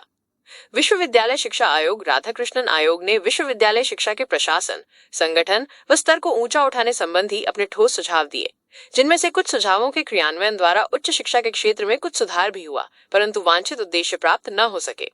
सन 1952 में गठित मुदालिया शिक्षा आयोग ने भी तत्कालीन माध्यमिक शिक्षा के दोषों को उजागर करते हुए उसके पुनर्गठन हेतु अनेक ठोस सुझाव दिए, परंतु इन सबसे भी वांछित आकांक्षाओं की पूर्ति नहीं हो सकी, क्योंकि दोनों आयोग एकांगी अर्थात शिक्षा के एक ही पक्ष की ओर ध्यान देने वाले थे। अतः ऐसे आयोग के गठन को आवश्यकता अनुभूत की गई जो विविध स्तरों पर शिक्षा के समस्त पहलुओं में संबंधित हो और शिक्षा के क्षेत्र में क्रांतिकारी परिवर्तन करके देश की सामाजिक, आर्थिक, सांस्कृतिक परिस्थितियों के अनुरूप शिक्षा संबंधी नीतियां, शिक्षा के राष्ट्रीय प्रतिमान एवं शिक्षा के प्रत्येक क्षेत्र में विकास की संभावनाओं पर महत्वपूर्ण एवं उपयोगी सुझाव एवं संस्तुतियां प्रस्तुत। अतः भारत सरकार ने शिक्षा के लिए समान शिक्षा नीति को निश्चित करने के उद्देश्य से 14 जुलाई 1964 को डॉक्टर D.S. कोठारी, जो विश्वविद्यालय अनुदान आयोग के तत्कालीन अध्यक्ष थे, की अध्यक्षता में 17 सदस्यीय राष्ट्रीय शिक्षा आयोग का गठन किया, ताकि दी गई अनुशंसाओं का अनुसरण करके मनुष्य के वैयक्तिक व सामाजिक विकास की दिशा सुनिश्चित की जा सके। व्यापक उद्देश्य, स्वरूप और महत्व के आधार पर इसे शिक्षा आयोग 1964-66 तथा राष्ट्रीय शिक्षा आयोग 1964-66 के नाम से जाना जाता है। इस आयोग को इसके अध्यक्ष के नाम पर कोठारी आयोग भी कहा जाता है। आयोग में कुल 17 सदस्य थे, जिनमें 5 विदेशी शिक्षा विशेषज्ञ भी सम्मिलित थे। इस आयोग ने भारत सरकार को राष्ट्रीय शिक्षा के प्रारूप को विकसित करने का सुझाव दिया, जिसके लिए निर्धारित उद्देश्यों को ध्यान में रखते हुए सामान्य अधिनियम व नीतियों को विकसित किया। उसके कार्य क्षेत्र को और अधिक स्पष्ट रूप में निम्न प्रकार समझा जा सकता है। 1. तत्कालीन भारतीय शिक्षा प्रणाली का गहराई से अध्ययन करना, उसकी तत्कालीन कमियों व व्याप्त असंतोष के कारणों का पता लगाना व उसमें सुधार के लिए सुझाव देना। 2. पूरे देश के लिए शिक्षा के आयोजन और प्रशासन संबंधी तत्व निश्चित करना व इस संबंध में सरकार को सुझाव देना। 3. पूरे देश के लिए समान शिक्षा प्रणाली प्रस्तावित करना तथा शिक्षा में गुणात्मक सुधार लाने हेतु ऐसी शिक्षा प्रणाली का विकास करना जो देश के सामाजिक, आर्थिक व राजनैतिक विकास में सहायक हो, और यह प्रणाली ऐसी हो जो भारतीय शिक्षा के परंपरागत गुणों को सुरक्षित रखते हुए वर्तमान की आवश्यकताओं की पूर्ति करे व भविष्य के निर्माण में सहायक हो। 4. पूरे देश में किसी भी स्तर की किसी भी प्रकार की शिक्षा के प्रसार एवं उसमें गुणात्मक सुधार के लिए उपायों की खोज करना व इस संबंध में सरकार को सुझाव देना। आयोग द्वारा शिक्षा के कुछ प्रमुख क्षेत्रों में दिए गए सुझाव निम्नलिखित हैं। शिक्षा के प्रशासन, वित्त व नियोजन संबंधी सुझाव, suggestions regarding administration, finance and planning. चूंकि आयोग का कार्यक्षेत्र पूर्व प्राथमिक शिक्षा से लेकर विश्वविद्यालय स्तर तक की शिक्षा में सकारात्मक परिवर्तन लाना था, इसलिए उसने सभी स्तरों की शिक्षा के पुनर्गठन हेतु निम्नलिखित सुझाव दिए। विद्यालय शिक्षा के प्रशासन व निरीक्षण संबंधी सुझाव, suggestion related to administration and inspection of school education. एक केंद्र में राष्ट्रीय विद्यालय शिक्षा बोर्ड, national board of school education और भारतीय शिक्षा सेवा, इंडियन एजुकेशन सर्विस का गठन किया जाए। बी, कक्षा 1 से कक्षा 8 तक प्राथमिक शिक्षा के 2 स्तर बना दिए जाएं। पहले भाग में कक्षा 1 से 5 तक तथा दूसरा भाग कक्षा 6 से 8 तक होना चाहिए। सी, राज्य सरकारों द्वारा राज्य शिक्षा सेवा, स्टेट एजुकेशन सर्विस तथा राज्य विद्यालय शिक्षा परिषद, state board of school education का गठन किया जाना चाहिए। डी, देश के समस्त विद्यालयों, सरकारी, गैर सरकारी, स्थानीय निकायों द्वारा संचालित सहायता प्राप्त, गैर सहायता प्राप्त की भिन्न भिन्न प्रकार की प्रबंध समितियों को समाप्त का सामान्य विद्यालय प्रबंध पद्धति का विकास किया जाए और इनकी प्रबंध समितियों में शी विभाग के व्यक्तियों का प्रतिनिधित्व होना चाहिए। ई, विद्यालयों में जिला विद्यालय निरीक्षक द्वारा नियमित निरीक्षण की व्यवस्था की जानी चाहिए। एफ, प्रशासन से निरीक्षण कार्य को अलग रखा जाना चाहिए। जिले के विद्यालयों का प्रशासन कार्य जिला विद्यालय बोर्ड के हाथों में हो और उनके निरीक्षण का कार्य जिला शिक्षा अधिकारी के हाथों में हो, परंतु दोनों में सहयोग अवश्य होना चाहिए। पाठ्यक्रम संबंधी सुझाव, सजेशंस रिगार्डिंग करिकुलम। आयोग ने प्राथमिक विद्यालयों के सभी स्तरों की पाठ्यचर्या निर्माण हेतु सिद्धांत निश्चित किया। तत्पश्चात इन सिद्धांतों के आधार पर पूर्व प्राथमिक, प्राथमिक, उच्च प्राथमिक, माध्यमिक और उच्चतर माध्यमिक शिक्षा की पाठ्यचर्या की रूपरेखा प्रस्तुत की। इसके साथ ही आयोग ने त्रिभाषण सूत्र को संशोधित रूप में प्रस्तुत किया। आयोग के अनुसार विद्यालय पाठ्यचर्या का निर्माण बेसिक शिक्षा के सिद्धांतों, उत्पादन व सह संबंध आदि के आधार पर किया जाए, परंतु किसी भी स्तर को शिक्षा को बेसिक शिक्षा न कहा जाए। प्राथमिक शिक्षा की पाठ्यचर्या सरल होनी चाहिए तथा इसमें मातृभाषा और पर्यावरण के अध्ययन पर विशेष बल दिया जाना चाहिए। माध्यमिक शिक्षा हेतु एक आधारभूत पाठ्यचर्या के साथ व्यावसायिक वर्ग की पाठ्यचर्या स्थानीय विशेष आवश्यकताओं पर आधारित होनी चाहिए। विशिष्टीकरण की व्यवस्था उच्च माध्यमिक स्तर पर ही की जानी चाहिए। विभिन्न स्तरों पर पाठ्यचर्या की रूपरेखा निम्नवत है। 1, पूर्व प्राथमिक स्तर। ए, खाने व पहनने के कौशल। बी, सफाई। सी, बातचीत व सामाजिक व्यवहार। डी, खेलकूद। ई, सृजनात्मक कार्य। 2, प्राथमिक स्तर। ए, मातृभाषा, क्षेत्रीय भाषा। बी, व्यावहारिक गणित। सी, भौतिक पर्यावरण का अध्ययन। डी, सृजनात्मक क्रियाएं। ई, कार्यानुभव। एफ, समाज सेवा। जी, स्वास्थ्य शिक्षा, खेलकूद व व्यायाम आदि। 3, उच्च प्राथमिक अथवा निम्न माध्यमिक स्तर। ए, मातृभाषा, क्षेत्रीय भाषा। बी, हिंदी अथवा अंग्रेजी। सी, गणित। डी, विज्ञान। ई, सामाजिक अध्ययन। एफ, कला। जी, कार्यानुभव, शिल्प कार्य। एच, समाज सेवा। आई, स्वास्थ्य शिक्षा। जे, धार्मिक शिक्षा। 4, माध्यमिक स्तर। ए, मातृभाषा, क्षेत्रीय भाषा। बी, हिंदी अथवा कोई अन्य संघीय भाषा। सी, कोई यूरोपीय भाषा। डी, गणित। ई, सामान्य विज्ञान। एफ, सामाजिक विज्ञान। जी, कला।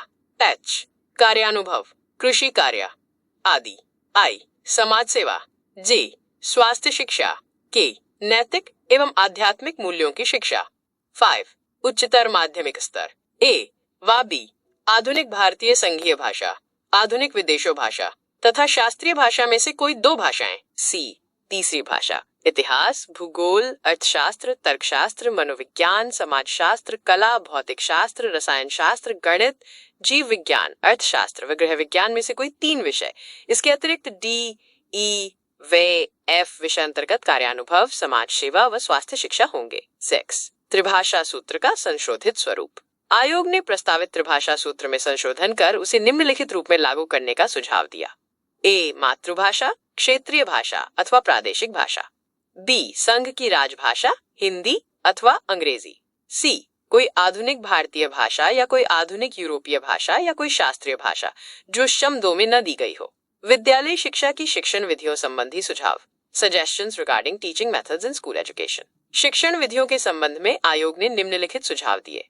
ए, शिक्षण पद्धति में हो रहे निरंतर परिवर्तनों के अनुसार शिक्षण विधियां भी लचीली, गतिशील, क्रिया प्रधान व रोचक होनी चाहिए। बी, शिक्षा को आधुनिक व प्रगतिशील बनाने हेतु शिक्षकों को नवीन शिक्षण विधियों के प्रयोग के लिए प्रोत्साहन देना चाहिए।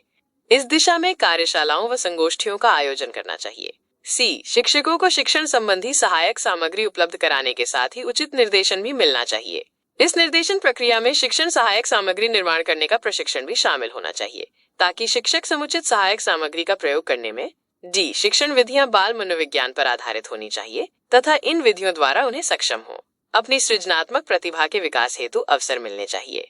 ई आकाशवाणी व दूरदर्शन के माध्यम से पाठों का प्रसारण किया जाना चाहिए। एफ विद्यार्थियों के लिए इन पाठों का प्रसारण विद्यालय समय में किया जाए तथा शिक्षकों के लिए विद्यालय समय से पहले या बाद में।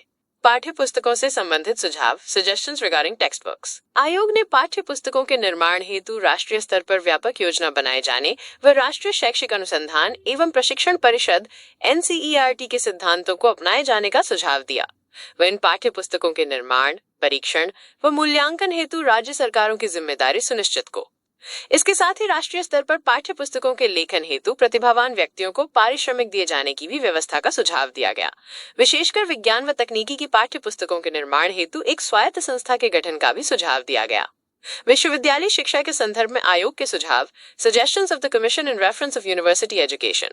कोठारी आयोग ने विश्वविद्यालय शिक्षा पर भी विस्तार से विचार किया तथा विश्वविद्यालय शिक्षा के संदर्भ में अग्र सुझाव दिए। 1. विश्वविद्यालय शिक्षा के प्रशासन संबंधी सुझाव suggestions regarding administration of university education. आयोग ने विश्वविद्यालय शिक्षा के प्रशासन को अधिक प्रभावी बनाने हेतु निम्न सुझाव दिए। ए विश्वविद्यालय अनुदान आयोग का पुनर्गठन करके इसे और अधिक सशक्त बनाया जाए तथा इसे उच्च शिक्षा संस्थाओं को अनुदान देने के साथ साथ उनके निरीक्षण का अधिकार व उच्च शिक्षा के स्तर को बनाए रखने का उत्तरदायित्व भी सौंपा जाए। बी विश्वविद्यालय अनुदान आयोग विश्वविद्यालयों को उदारता पूर्वक अनुदान दे विशेषकर उच्च अध्ययन केंद्रों सेंटर्स ऑफ एडवांस स्टडीज की स्थापना के लिए। सी सभी विश्वविद्यालयों को अपने शिक्षण व अनुसंधान कार्य में सुधार लाने हेतु अधिक स्वायत्तता प्रदान की जाए तथा इन्हें अंतर विश्वविद्यालय परिषद इंटर यूनिवर्सिटी काउंसिल का सदस्य बनाया जाए। डी विश्वविद्यालयों के प्रशासन तंत्र का भी पुनर्गठन करके 50% सदस्य विश्वविद्यालय के प्रतिनिधि व 50% बाह्य सदस्य रखे जाएं। कार्यकारिणी परिषद में 15 से 20 सदस्य हों तथा कुलपति इसका अध्यक्ष हो। ई विश्वविद्यालयों को शैक्षिक परिषद में छात्रों का प्रतिनिधित्व होना चाहिए तथा इसे पाठ्यक्रम निर्माण व शैक्षिक विषयों पर निर्णय लेने का अधिकार भी होना चाहिए। एफ विश्वविद्यालयों को और अधिक स्वायत्तता देने की दिशा में उन्हें कुलपतियों के चुनाव की स्वतंत्रता, पाठ्यक्रम निर्माण, शिक्षकों की नियुक्ति, छात्रों के चयन व अनुसंधान कार्य में स्वतंत्रता मिलनी चाहिए। 2. विश्वविद्यालय शिक्षा का संगठन ऑर्गेनाइजेशन ऑफ यूनिवर्सिटी एजुकेशन। आयोग ने विश्वविद्यालय शिक्षा की उचित व्यवस्था हेतु 4 प्रकार की उच्च शिक्षा संस्थाओं सामान्य विश्वविद्यालय, वरिष्ठ विश्वविद्यालय, सामान्य महाविद्यालय और स्वायत्त महाविद्यालयों की स्थापना का सुझाव दिया। इनमें से नए विश्वविद्यालयों की स्थापना आवश्यकता अनुसार तथा उच्च शिक्षा के स्तर को ऊंचा उठाने हेतु की जाए तथा कई स्नातकोत्तर महाविद्यालय को संगठित करके नए विश्वविद्यालय का रूप देने का सुझाव भी दिया गया। वरिष्ठ महाविद्यालयों के अति मेधावी छात्रों को प्रवेश देना, छात्रवृत्तियों की विशेष व्यवस्था, राष्ट्रीय व अंतर्राष्ट्रीय स्तर पर शिक्षकों को नियुक्ति व उन्हें शोध कार्य हेतु विशेष सुविधाएं उपलब्ध कराना तथा संपूर्ण वित्तीय भार विश्वविद्यालय अनुदान आयोग द्वारा लेने का सुझाव दिया। इसी प्रकार आयोग ने नए महाविद्यालयों की स्थापना, स्वायत्त महाविद्यालयों की स्थापना, अंशकालिक शिक्षा व पत्राचार पाठ्यक्रम संबंधी सुझाव के अतिरिक्त उच्च शिक्षा संस्थाओं में प्रवेश संबंधी उपयोगी सुझाव भी दिए। शोध कार्य के लिए केवल योग्य, प्रतिभाशाली व परिश्रमी व्यक्तियों का चयन किए जाने की अनुशंसा भी की गई। 3. विश्वविद्यालय शिक्षा के उद्देश्य एम्स ऑफ यूनिवर्सिटी एजुकेशन। आयोग द्वारा निर्धारित भारतीय विश्वविद्यालयों के लक्ष्य को ही उच्च शिक्षा का उद्देश्य माना जा सकता है, जिनका क्रमिक वर्णन निम्न प्रकार है। 1. पुराने ज्ञान एवं विश्वासों का मूल्यांकन करने के पश्चात नवीन ज्ञान की प्राप्ति एवं नए तथ्यों सत्य की खोज करना। 2. सामाजिक न्याय को प्रोत्साहन देकर मूल्यों का विकास करना तथा छात्रों व शिक्षकों में उचित मान्यताओं व दृष्टिकोणों का विकास करना। 3. प्रतिभाशाली युवकों की खोज करना तथा उनकी प्रतिभाओं के विकास में सहायता करना। 4. कृषि, चिकित्सा, विज्ञान, तकनीकी एवं अन्य क्षेत्रों के लिए कुशल एवं प्रशिक्षित व्यक्तियों का निर्माण करना। 4. पाठ्यक्रम संबंधी सुझाव सजेशंस रिगार्डिंग करिकुलम। पाठ्यक्रम के संबंध में आयोग के सुझाव निम्नवत हैं। 1. प्रथम स्नातक पाठ्यक्रम 3 वर्ष का किया जाए तथा इस स्तर पर सामान्य तथा ऑनर्स दोनों प्रकार के पाठ्यक्रमों की व्यवस्था की जाए। 2. स्नातक स्तर पर पाठ्यक्रम में नए नए विषयों का समावेश करके उन्हें विषयों के चयन हेतु पर्याप्त अवसर दिए जाएं। 3. परास्नातक स्तर पर पाठ्यक्रम 2 वर्ष का हो तथा इस स्तर पर भी विषयों के चुनाव हेतु पर्याप्त अवसर हो। 4. पीएच उपाधि के लिए छात्र को 2 से 3 वर्ष तक का शोध कार्य करने का अवसर दिया जाए तथा मूल्यांकन प्रणाली के स्तर को भी ऊंचा उठाया जाए। 5. स्नातक कक्षाओं में 1 या 2 विषयों के गहन अध्ययन की व्यवस्था के साथ ही अंग्रेजी, रूसो आदि समृद्ध विदेशी भाषाओं के अध्ययन की भी व्यवस्था की जाए। 5. शिक्षण में सुधार व शिक्षण विधियां, improvement in teaching and teaching methods. शिक्षण व शिक्षण विधियों से संबंधित सुझाव निम्नवत हैं। 1. विश्वविद्यालयों और महाविद्यालयों को आधुनिक शिक्षण विधियां अपनाकर शिक्षण कार्य में सुधार करना चाहिए। 2. शिक्षण प्रक्रिया में सुधार हेतु विश्वविद्यालय अनुदान आयोग में एक विशेष समिति का गठन किया जाए तथा मौलिक चिंतन को इस स्तर पर महत्व दिया जाए। 3. समय सारिणी टाइम टेबल में क्रिया प्रधान विधियों को प्रमुखता दी जाए तथा छात्रों को स्वतंत्र विचारों की अभिव्यक्ति, लेखन कार्य, समस्या समाधान व लघु शोध कार्यों में संलग्न किया जाए। 4. किसी शिक्षक को सत्र के बीच में संस्था छोड़ने की स्वीकृति न दी जाए तथा 7 दिन से अधिक का अवकाश स्वीकृत न किया जाए। 5. कक्षा शिक्षण को कुछ कम करके उसके स्थान पर स्वाध्याय, विचार विमर्श, समस्या समाधान और लेखन को महत्व देने हेतु संपन्न पुस्तकालयों और संगोष्ठी भवनों की उचित व्यवस्था की जाए। 6. शिक्षा का माध्यम, मीडियम ऑफ इंस्ट्रक्शन। शिक्षा के माध्यम के विषय में आयोग ने निम्नलिखित संस्तुतियां की। 1. स्नातक स्तर की शिक्षा क्षेत्रीय भाषाओं के माध्यम से तथा परास्नातक स्तर पर अंग्रेजी माध्यम से होनी चाहिए। 2. शिक्षकों को यथासंभव द्विभाषी होना चाहिए, अर्थात उन्हें क्षेत्रीय भाषा व अंग्रेजी भाषा दोनों का ज्ञान होना चाहिए। 3. वरिष्ठ विश्वविद्यालयों में अंग्रेजी भाषा को शिक्षा का माध्यम बनाना चाहिए। 4. उच्च शिक्षा में अंग्रेजी के अतिरिक्त उर्दू व रूसी भाषा के शिक्षण की भी व्यवस्था होनी चाहिए। व्यावसायिक व तकनीकी शिक्षा, वोकेशनल एंड टेक्निकल एजुकेशन। आयोग के गठन का एक महत्वपूर्ण उद्देश्य शिक्षा को उत्पादकता से जोड़ना था। अतः आयोग की राय में माध्यमिक शिक्षा का व्यवसायीकरण शिक्षा व उत्पादन में संबंध स्थापित कर सकता है।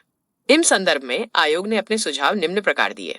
माध्यमिक शिक्षा का व्यवसायीकरण किया जाए और 20 वर्ष के अंदर माध्यमिक स्तर पर 25% व उच्चतर माध्यमिक स्तर पर 50% छात्रों को व्यावसायिक वर्ग में लाया जाए। ग्रामीण क्षेत्रों में स्थित पॉलिटेक्निक कॉलेजों में कृषि व कृषि से संबंधित उद्योगों की शिक्षा दी जाए तथा नए पॉलिटेक्निक कॉलेज केवल औद्योगिक क्षेत्र में ही खोले जाएं। इन कॉलेजों में महिलाओं की रुचि के उद्योगों की शिक्षा की व्यवस्था भी की जाए। जूनियर टेक्निकल स्कूलों को टेक्निकल हाई स्कूलों में बदल दिया जाए। इन विद्यालयों के पाठ्यक्रम अपने आप में पूर्ण होने चाहिए, अर्थात ये व्यवसाय परक होने चाहिए। इन पाठ्यक्रमों में सैद्धांतिक ज्ञान की अपेक्षा व्यावहारिक प्रशिक्षण पर अधिक बल दिया जाए तथा इसके लिए अनुभव प्राप्त शिक्षकों की नियुक्ति की जाए। उच्च इंजीनियरिंग शिक्षा संबंधी सुझाव, suggestions regarding higher engineering education. घटिया किस्म के इंजीनियरिंग कॉलेजों को बंद कर दिया जाए व नए इंजीनियरिंग कॉलेजों की स्थापना मानव शक्ति की मांग के आधार पर की जाए। ये सभी कॉलेज तकनीकी शिक्षा संस्थान, टेक्निकल एजुकेशन इंस्टीट्यूट TEI द्वारा मान्यता प्राप्त हो तथा जो इंजीनियरिंग कॉलेज उच्च स्तर की शिक्षा प्रदान नहीं कर रहे हैं उनमें सुधार किया जाए। इंजीनियरिंग की कुछ शाखाओं जैसे विद्युत अणु संबंधी, इलेक्ट्रॉनिक्स और उपकरण संबंधी इंस्ट्रूमेंटेशन शिक्षा के लिए योग्य एवं प्रतिभाशाली पास छात्रों को चुना जाए। परिवर्तित आवश्यकताओं की पूर्ति के लिए पाठ्यक्रमों को विभिन्न प्रकार से अद्यतन अप टू डेट बनाया जाए व इनमें विमान तकनीकी, नक्षत्र विज्ञान, रासायनिक तकनीकी आदि नए पाठ्यक्रम शुरू किए जाएं। व्यावहारिक प्रशिक्षण पर अधिक बल दिया जाए तथा इसके लिए औद्योगिक संस्थानों का सहयोग लिया जाए। इंजीनियरिंग कॉलेजों के स्नातकोत्तर पाठ्यक्रमों में केवल उन्हीं छात्र छात्राओं को प्रवेश दिया जाए जो इंजीनियरिंग को स्नातक शिक्षा प्राप्त करने के बाद किसी उद्योग में वर्ष कार्य कर चुके हों। 7 जहां आवश्यकता हो पत्राचार पाठ्यक्रम शुरू किए जाएं। 7 शिक्षकों को अपने अपने क्षेत्र के अद्यतन ज्ञान से अवगत कराने के लिए ग्रीष्मकालीन संस्थानों, समर इंस्टीट्यूट्स की व्यवस्था की जाए। शिक्षा की नवीन संरचना व स्तर, new structure of education and standard. आयोग ने शिक्षा में एक रूपता लाने हेतु शिक्षा के विभिन्न स्तरों तथा उपस्तरों हेतु एक समान शिक्षा प्रणाली का प्रारूप बताया है जो इस प्रकार है। शिक्षा प्रणाली का नवीन प्रारूप। 1. पूर्व प्राथमिक शिक्षा कक्षा से पहले तक। 2. प्राथमिक शिक्षा कक्षा 1 से 7 या 8 तक। अवर प्राथमिक कक्षा IIV या 2 से V तक। उच्च प्राथमिक कक्षा V7 या 7 से 8 तक। 3. माध्यमिक शिक्षा कक्षा 7 से 12 या IX से 12 तक। अवर माध्यमिक शिक्षा कक्षा 7 से X या IXX तक। उच्च माध्यमिक शिक्षा कक्षा 11 से 12 तक। 4. उच्च शिक्षा प्रोफेशनल डिग्री, सामान्य degree, under graduate, IV post graduate. 5. सामान्य शिक्षा प्रथम स्तर की शिक्षा, प्री स्कूल तथा प्री प्राइमरी स्कूल। द्वितीय स्तरीय शिक्षा हाई स्कूल तथा हायर सेकेंडरी स्कूल। तृतीय स्तरीय शिक्षा अंडर ग्रेजुएट तथा पोस्ट ग्रेजुएट। आयोग ने विद्यालय शिक्षा की नवीन संरचना के विषय में कुछ सुझाव भी दिए हैं। 1. सामान्य शिक्षा की अवधि 10 वर्ष की होनी चाहिए और इसमें प्राथमिक एवं निम्न माध्यमिक शिक्षा को सम्मिलित किया जाना चाहिए। 2. प्राथमिक शिक्षा की अवधि 7 से 8 वर्ष हो तथा इसे 4 या 5 वर्ष की निम्न प्राथमिक शिक्षा व 3 वर्ष की उच्च प्राथमिक शिक्षा में विभक्त किया जाए। 3. निम्न माध्यमिक स्तर पर छात्रों को 2 प्रकार की शिक्षा देनी चाहिए। I2 या 3 वर्ष की सामान्य शिक्षा और I1 से 3 वर्ष की व्यावसायिक शिक्षा। 4. 9वीं कक्षा से पृथक विद्यालय स्थापित किए जाने की प्रचलित विधि का अंत कर देना चाहिए तथा 10वीं कक्षा तक छात्रों को किसी विषय में विशिष्टीकरण स्पेशलाइजेशन की अनुमति नहीं दी जानी चाहिए। 5. माध्यमिक विद्यालय भी 2 प्रकार के होने चाहिए, आई हाई स्कूल और I hire secondary school. High स्कूलों में शिक्षा की अवधि 10 वर्ष और हायर सेकेंडरी स्कूलों में 12 वर्ष होने चाहिए। इसी प्रकार उच्च शिक्षा की नवीन संरचना हेतु निम्न सुझाव दिए हैं। 1. उच्चतर माध्यमिक शिक्षा के पश्चात प्रथम डिग्री कोर्स की अवधि कम से कम 3 वर्ष की होनी चाहिए। 2. द्वितीय डिग्री कोर्स की अवधि 2 या 3 वर्ष होनी चाहिए। 3. कुछ विद्यालयों में ग्रेजुएट स्कूलों की स्थापना की जाए जिनमें कुछ विशेष विषयों में 3 वर्ष के स्नातकोत्तर कोर्स की व्यवस्था की जाए। 4. उत्तर प्रदेश के त्रिवर्षीय डिग्री कोर्स को कुछ विशिष्ट विषयों और विशिष्ट विश्वविद्यालयों में शुरू किया जाना चाहिए। आयोग ने शिक्षा के इन सभी स्तरों के उन्नयन हेतु भी अपने सुझाव दिए हैं। 1. 10 वर्ष की विद्यालय शिक्षा में गुणात्मक उन्नति करके इस स्तर पर होने वाले अपव्यय में कमी की जानी चाहिए। 2. इस अवधि में कक्षा 10 के स्तर का इतना उन्नयन कर दिया जाना चाहिए कि वो वर्तमान हायर सेकेंडरी के स्तर पर पहुंच जाए। 3. विश्वविद्यालयों की उपाधियों के स्तरों का उन्नयन करने के लिए इन उपाधियों के पाठ्यक्रमों में अधिक उन्नत विषय वस्तु का समावेश करना चाहिए। 4. शिक्षा स्तरों का उन्नयन करने के लिए शिक्षा के विभिन्न अंगों में समन्वय स्थापित किया जाना चाहिए। 5. विद्यालय संकुलों स्कूल कॉम्प्लेक्सेस का यथाशीघ्र निर्माण किया जाना चाहिए। 1. संकुल में एक माध्यमिक स्कूल और उसके निकटवर्ती सब प्राथमिक स्कूल होने चाहिए। प्रत्येक संकुल के सब स्कूलों द्वारा सामूहिक रूप से स्तरों के उन्नयन के लिए प्रयत्न किए जाने चाहिए। शिक्षक शिक्षा संबंधी आयोग के सुझाव, suggestions of the commission on teacher education. आयोग के अनुसार शिक्षा में गुणात्मक सुधार के लिए यह आवश्यक है कि अध्यापकों के व्यावसायिक प्रशिक्षण हेतु एक समुचित कार्यक्रम हो। आयोग ने अध्यापकों की व्यावसायिक शिक्षा के महत्व को दर्शाते हुए लिखा है, शिक्षा की गुणात्मक उन्नति के लिए अध्यापकों को व्यावसायिक शिक्षा का ठोस कार्यक्रम अनिवार्य है। A sound program of professional education of teachers is essential for the qualitative improvement of education. Education Commission Report. आयोग ने अध्यापक शिक्षा पर गंभीरतापूर्वक विचार किया तथा अध्यापकों की शिक्षा के संबंध में कुछ सिफारिशें देने से पूर्व तत्कालीन दोषों पर भी ध्यान दिया। आयोग के मतानुसार अध्यापक शिक्षा के प्रमुख दोष इस प्रकार है। 1. प्रशिक्षण संस्थाओं के स्तर में गिरावट का कारण योग्य अध्यापकों का अभाव है। 2. प्रशिक्षण संस्थाओं के पाठ्यक्रमों में नवीनता, सजीवता व वास्तविकता का अभाव है क्योंकि इन संस्थाओं में दिया जाने वाला प्रशिक्षण अधिकांश रूप से परंपरागत है। 3. इन प्रशिक्षण संस्थाओं में सिखाई जाने वाली शिक्षण पद्धतियां अत्यंत प्राचीन होने के कारण वर्तमान उद्देश्यों की प्राप्ति में सहायक नहीं है। 4.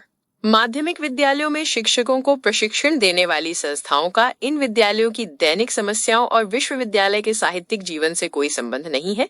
इन्हीं सब दोषों को उजागर करते हुए आयोग ने इनके निराकरण हेतु महत्वपूर्ण सुझाव दिए जो इस प्रकार हैं। 1. शिक्षक प्रशिक्षण कार्यक्रम में अलगाव, आइसोलेशन इन टीचर्स ट्रेनिंग प्रोग्राम। आयोग के मतानुसार दोनों स्तरों की शिक्षक प्रशिक्षण संस्थाएं एवं उनके कार्यक्रम सामान्य शिक्षा संस्थाओं और उनके कार्यक्रमों से भिन्न थे, अतः वे अलग थलग से प्रतीत होते थे। उनमें क्रमिक संबंध स्थापित करने हेतु आयोग ने निम्नलिखित सुझाव दिए। 1. शिक्षा विषय को विश्वविद्यालयों के बी, ए व एम ए के पाठ्यक्रमों में शामिल किया जाना चाहिए। 2. प्रत्येक राज्य में राज्य शिक्षक शिक्षा board, state board of teacher education की स्थापना की जाए जो सभी स्तर के शिक्षकों के प्रशिक्षण एवं उनके कार्यक्रमों हेतु उत्तरदायी हो। 3.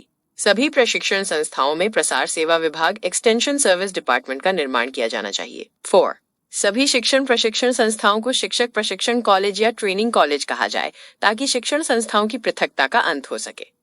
5. सभी राज्यों में कॉम्प्रिहेंसिव कॉलेजेस की स्थापना की जाए तथा उनमें शिक्षा के विभिन्न स्तरों के लिए अध्यापकों को प्रशिक्षण दिया जाए। 6. कुछ चुने हुए विश्वविद्यालयों में शिक्षा स्कूल ऑफ एजुकेशन स्थापित किए जाएं, जिनमें शिक्षक शिक्षा कार्यक्रम चलाए जाएं और साथ ही शिक्षक शिक्षा के क्षेत्र में अनुसंधान कार्य चलाए जाएं। 7. शिक्षण अभ्यास हेतु मान्यता प्राप्त स्कूल ही चुने जाएं और चुने हुए स्कूलों को राज्य द्वारा सहकारी स्कूल, काउंटी ऑपरेटिंग स्कूल्स की मान्यता दी जाए और इन्हें साज सज्जा हेतु विशेष सहायता अनुदान दिया जाए। 8. समय समय पर शिक्षक प्रशिक्षण संस्थाओं और सहकारी स्कूलों में अध्यापकों का आदान प्रदान किया जाए। 2.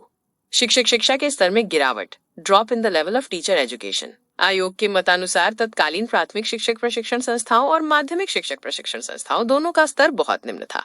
अतः शिक्षक शिक्षा में गुणात्मक सुधार हेतु आयोग ने निम्नलिखित सुझाव दिए। 1. प्राथमिक शिक्षक प्रशिक्षण के स्तर को बनाए रखने का उत्तरदायित्व राज्य शिक्षक शिक्षा board state board of teacher education का होना चाहिए और माध्यमिक शिक्षक प्रशिक्षण के स्तरमान को बनाए रखने का उत्तरदायित्व विश्वविद्यालयों का होना चाहिए। 2. ट्रेनिंग कॉलेजों के अध्यापकों के पास शिक्षक की उपाधि डिग्री इन एजुकेशन के अतिरिक्त 2 स्नातकोत्तर उपाधियां पोस्ट ग्रेजुएट डिग्रीज होनी चाहिए। 3. इन कॉलेजों के अध्यापकों में डॉक्टरेट की उपाधियों वाले शिक्षकों को समा उचित अनुपात में होनी चाहिए। 4. प्राथमिक शिक्षकों के प्रशिक्षण की अवधि 2 वर्ष होनी चाहिए और माध्यमिक शिक्षकों के प्रशिक्षण की अवधि फिलहाल 2 वर्ष की रहे, परंतु आगे चलकर इसे 2 वर्ष की कर देना चाहिए। 1 वर्ष में कार्य दिवसों को संख्या कम से कम 230 दिन होनी चाहिए। 5. माध्यमिक शिक्षक प्रशिक्षण संस्थाओं में प्रशिक्षणार्थियों को उन्हीं स्कूली विषयों में शिक्षण अभ्यास कराया जाए जिनका अध्ययन उन्होंने स्नातक स्तर पर अवश्य किया हो। 6. शिक्षण अभ्यास एवं अन्य प्रायोगिक कार्यों के आंतरिक मूल्यांकन को वस्तुनिष्ठ बनाया जाए। 7. शिक्षक प्रशिक्षण संस्थाओं में स्नातक परीक्षा उत्तीर्ण योग्य छात्र छात्राओं को प्रवेश दिया जाए और योग्य व्यक्तियों को इस ओर आकर्षित करने के लिए शिक्षक प्रशिक्षण निःशुल्क किया जाए और प्रशिक्षणार्थियों को छात्रवृत्तियां भी दी जाएं। यदि संभव हो तो छात्राध्यापकों से किसी प्रकार का शुल्क नहीं लिया जाना चाहिए। 8. वर्तमान प्रशिक्षण संस्थाओं के पुस्तकालयों प्रयोगशालाओं आदि में सुधार किया जाना चाहिए तथा अप्रशिक्षित शिक्षकों को प्रशिक्षण देने के लिए ग्रीष्मकालीन संस्थाओं समर इंस्टीट्यूट्स की योजना आरंभ की जानी चाहिए। 3. प्रशिक्षण सुविधाओं का असंतुलित विस्तार unbalanced expansion of training facilities. आयोग ने प्रशिक्षण सुविधाओं का विस्तार करने के उद्देश्य से निम्नांकित विचार व्यक्त किए हैं। 1. प्रशिक्षण संस्थाओं के आकार में एक निश्चित योजना के अनुसार पर्याप्त विस्तार किया जाना चाहिए। 2. प्रत्येक राज्य अपने क्षेत्र में शिक्षकों को वर्तमान और भविष्य की मांग के आधार पर प्राथमिक शिक्षक प्रशिक्षण और माध्यमिक शिक्षक प्रशिक्षण कॉलेजों की स्थापना करें। 3. कार्यरत अप्रशिक्षित शिक्षकों के लिए अध्यापन कार्य करते हुए अंशकालीन पाठ्यक्रम व पत्राचार पाठ्यक्रम की सुविधाएं दी जाएं। 4. अंतरसेवा प्रशिक्षण का अभाव lack of in service training. आयोग ने देखा कि उस समय देश में कार्यरत प्रशिक्षित शिक्षकों को नए नए शैक्षिक प्रयोगों एवं तकनीकों से अवगत कराने हेतु अंतरसेवा प्रशिक्षण इन सर्विस ट्रेनिंग की व्यवस्था नहीं थी। इस संबंध में आयोग ने निम्न सुझाव दिए। 1. किसी भी स्तर के शिक्षकों के लिए हर 5 वर्ष बाद अंतरसेवा प्रशिक्षण की व्यवस्था की जानी चाहिए। 2. अंतरसेवा प्रशिक्षण शिक्षक प्रशिक्षण संस्थाओं के साथ साथ विश्वविद्यालयों में भी दिया जाना चाहिए। 3. जहां तक संभव हो ग्रीष्मकालीन संस्थाओं में भी शिक्षकों के अंतर सेवा प्रशिक्षण की व्यवस्था की जाए। राष्ट्रीय शिक्षा आयोग कोठारी आयोग के सुझावों का शिक्षा व्यवस्था पर प्रभाव। राष्ट्रीय शिक्षा आयोग 1964-66 की सिफारिशों के आधार पर राष्ट्रीय शिक्षा नीति का निर्माण किया गया और उसे 24 जुलाई 1968 को घोषित कर दिया गया, जिससे इन सिफारिशों पर अमल किया जाने लगा। पूरे देश में 10+2+3 शिक्षा संरचना लागू करने के प्रयत्न शुरू हो गए और एनसीईआरटी ने प्रथम 10 वर्षीय शिक्षा के लिए आधारभूत पाठ्यचर्या तैयार को, जिसमें त्रिभाषा सूत्र के आधार पर 3 भाषाओं का अध्ययन, देश के आधुनिकीकरण हेतु विज्ञान व गणित का अध्ययन और माध्यमिक स्तर पर व्यावसायिक शिक्षा की शुरुआत करने के लिए कार्यानुभव को अनिवार्य किया गया और कुछ प्रांतों में इस आधार पर प्रथम 10 वर्षीय शिक्षा की पाठ्यचर्या का निर्माण कर उसे चालू किया गया। कुछ प्रांतों में +2 पर अनेक प्रकार के व्यावसायिक पाठ्यक्रम भी शुरू किए गए, परंतु उनमें सफलता न मिल सकी। उच्च शिक्षा में भी डिग्री कोर्स त्रिवर्षीय कर दिया गया। उच्च शिक्षा और व्यावसायिक तकनीकी एवं प्रबंध शिक्षा के विस्तार के साथ साथ उसके उन्नयन हेतु ठोस कदम उठाए गए। साथ ही शिक्षक शिक्षा में सुधार होने शुरू हुए और प्रौढ़ शिक्षा के कार्यक्रम को व्यापक बनाया गया। इस आयोग ने शैक्षिक अवसरों की समानता हेतु जो सुझाव दिए उनका अनुपालन भी शुरू हुआ और सबसे महत्वपूर्ण बात ये थी कि राष्ट्रीय शिक्षा नीति 1986 का निर्माण भी इसी आधार पर हुआ। अतः आयोग के कुछ सुझाव व सदस्य साधुवाद के अधिकारी हैं। तो दोस्तों, ये था कोठारी आयोग 1964-66 का सार। उम्मीद है कि इसके मुख्य उद्देश्य और सिफारिशें अब आपको स्पष्ट हो गई होंगी। अगर आपको ये जानकारी उपयोगी लगी तो इस वीडियो को लाइक करना न भूलें और अपने उन साथियों के साथ इसे जरूर शेयर करें जो टीचिंग एग्जाम्स की तैयारी कर रहे हैं। अगर आपके मन में अभी भी इस टॉपिक से जुड़ा कोई सवाल है तो नीचे कमेंट बॉक्स में जरूर पूछें। और हाँ, ऐसी ही और महत्वपूर्ण जानकारी और क्विक रिवीजन के लिए क्वेश्चनपुर को सब्सक्राइब करके बेल आइकन जरूर दबा दें ताकि कोई भी क्लास आपसे मिस ना हो। मिलते हैं अगले वीडियो में, तब तक पढ़ते रहिए और आगे बढ़ते रहिए। जय हिंद।